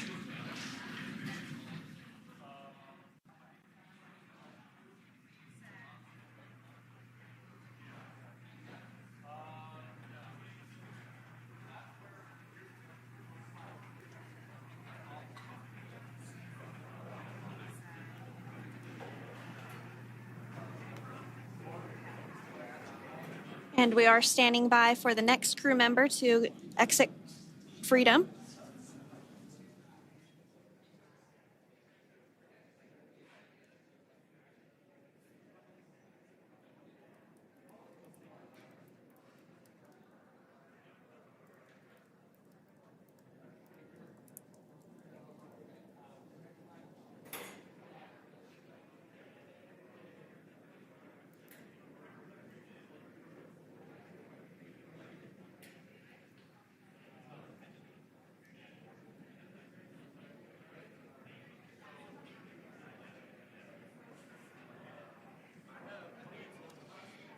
Next up out of the capsule, we expect Roscosmos cosmonaut Alexander Gorbanov.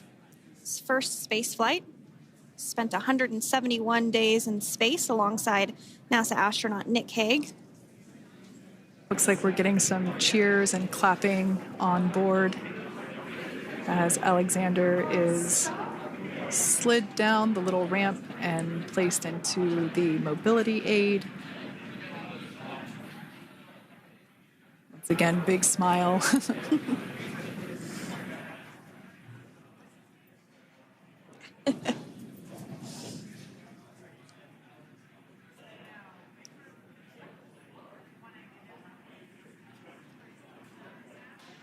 Now, the 2 crew members remaining in Dragon are NASA astronauts Sunny Williams and Butch Wilmore. They completed 286 days in space. One of the remaining footrests being removed from the Dragon spacecraft.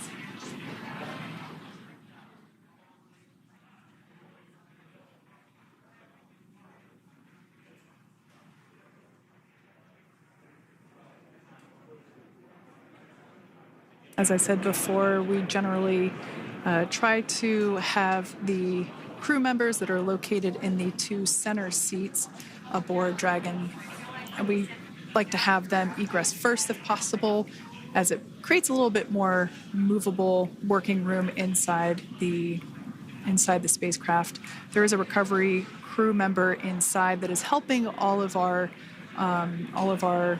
Crew-9 crew egress or exit from the spacecraft.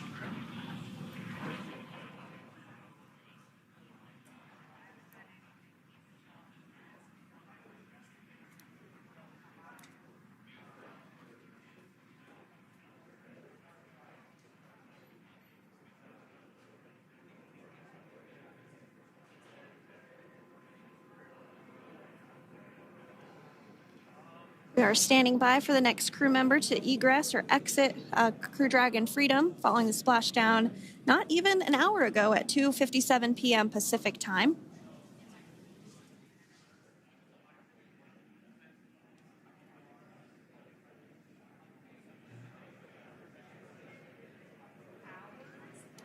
Really have the recovery operations down pretty quick at this point. Yeah, it's pretty incredible to think that, just 5 years ago when we were doing the initial demonstration missions of the Dragon for Crew Dragon, that now we're under about 30 minutes for, to retrieve the spacecraft from the water, and just several minutes here while it's been on board, and to get everyone, really to get that side hatch open.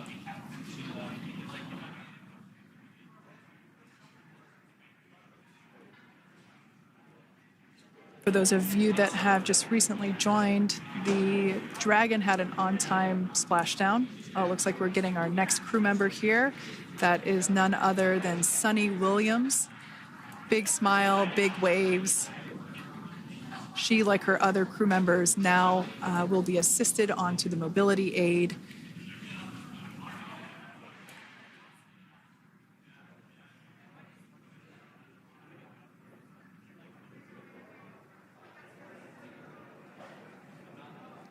There we have it, some waves, some thumbs up, and some smiles.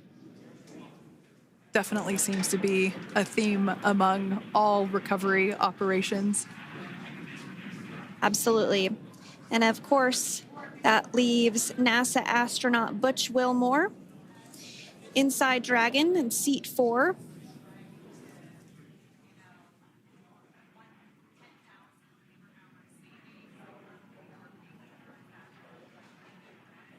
We're getting some views of him now as he egresses or exits the spacecraft.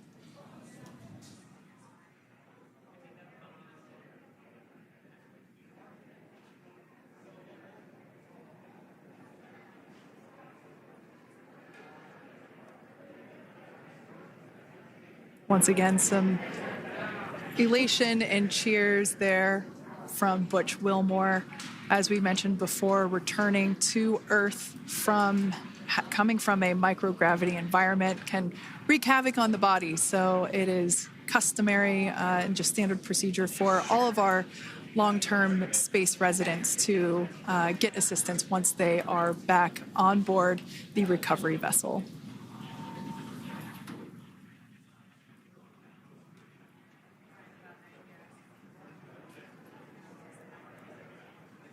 Well, now that Nick, Butch, Sunny, and Alexander are safely back home on Earth and getting checked out by the NASA medical team, we're going to wrap up our live coverage of their return. The Crew-9 mission began a little differently than usual since Butch Wilmore and Sunny Williams were already aboard the space station when Nick Hague and Alexander Gorbunoff arrived on the Crew-9 spacecraft in September. Having arrived as the crew flight test crew for Starliner, Wilmore and Williams were fully incorporated into the space station's Expedition 72 team and began research and other work aboard the station along with the other crew members. Williams commanded the orbiting laboratory for much of the expedition. After a successful liftoff and separation from Falcon 9, Nick and Alexander made a short flight on board Dragon to the International Space Station. Veterans of long-duration space station missions, both Williams and Wilmore conducted spacewalks during their 9 months in space. Like all crews on the station, Crew-9 had the ability to leave at any point had there been an emergency. With their full-duration mission coming to an end, the crew began packing up their personal items for their return to Earth about a week ago and worked through tasks and shared lessons learned with Crew-10 teams as they arrived a few days ago. Their journey home began about 17 hours ago when they closed the forward hatch to Dragon and undocked from the space station at 10:05 p.m. Pacific, 1:05 a.m. Eastern. After 4 successful departure burns and a phasing burn to line up their orbit, Nick, Butch, Sunny, and Alexander rested for a few hours before waking up to prepare for re-entry this morning. We jettisoned Dragon's trunk and performed our final on-orbit maneuver, the approximately 7.5-minute-long deorbit burn, and that occurred at 2:11 p.m. Pacific, 5:11 p.m. Eastern Time. And that sent Dragon on its path home. The spacecraft re-entered the Earth's atmosphere and slowed its descent with successful deployments of 2 drogue parachutes and 4 main parachutes, with the final splashdown occurring off the coast of Tallahassee, Florida at 2:57 p.m. Pacific, 5:57 p.m. Eastern. Following that successful splashdown, we saw SpaceX recovery experts move in and prepare Dragon Freedom for its lift onto the recovery vessel. And just a little less than an hour following splashdown, we saw Nick, Sunny, Butch, and Alexander make their way out of Dragon and into the recovery ship's medical facilities, safe and sound. Next up, they'll catch a helicopter flight back to shore, where they'll transfer to aircraft that will take them home.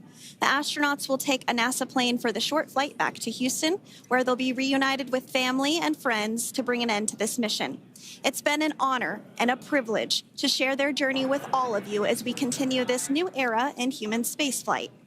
Return today marks the end of the direct handover we executed after successfully launching the Crew-10 mission to the space station just last week on Friday, March 14th. Thank you, as always, for joining us for tonight's coverage of the splashdown of Crew-9. Remember to follow SpaceX on X and NASA online and on social media for updates for the very latest on crew and cargo flights to and from the International Space Station. And we'll continue to share the progress of Nick, Sunny, Butch, and Alexander on social media as they travel back home. We do also have a post-splashdown media briefing coming up at approximately 4:30 p.m. Pacific, 7:30 p.m. Eastern, where leadership will share a final update as we conclude this successful mission. So, from all of us at NASA and SpaceX, welcome home, Crew-9. So long.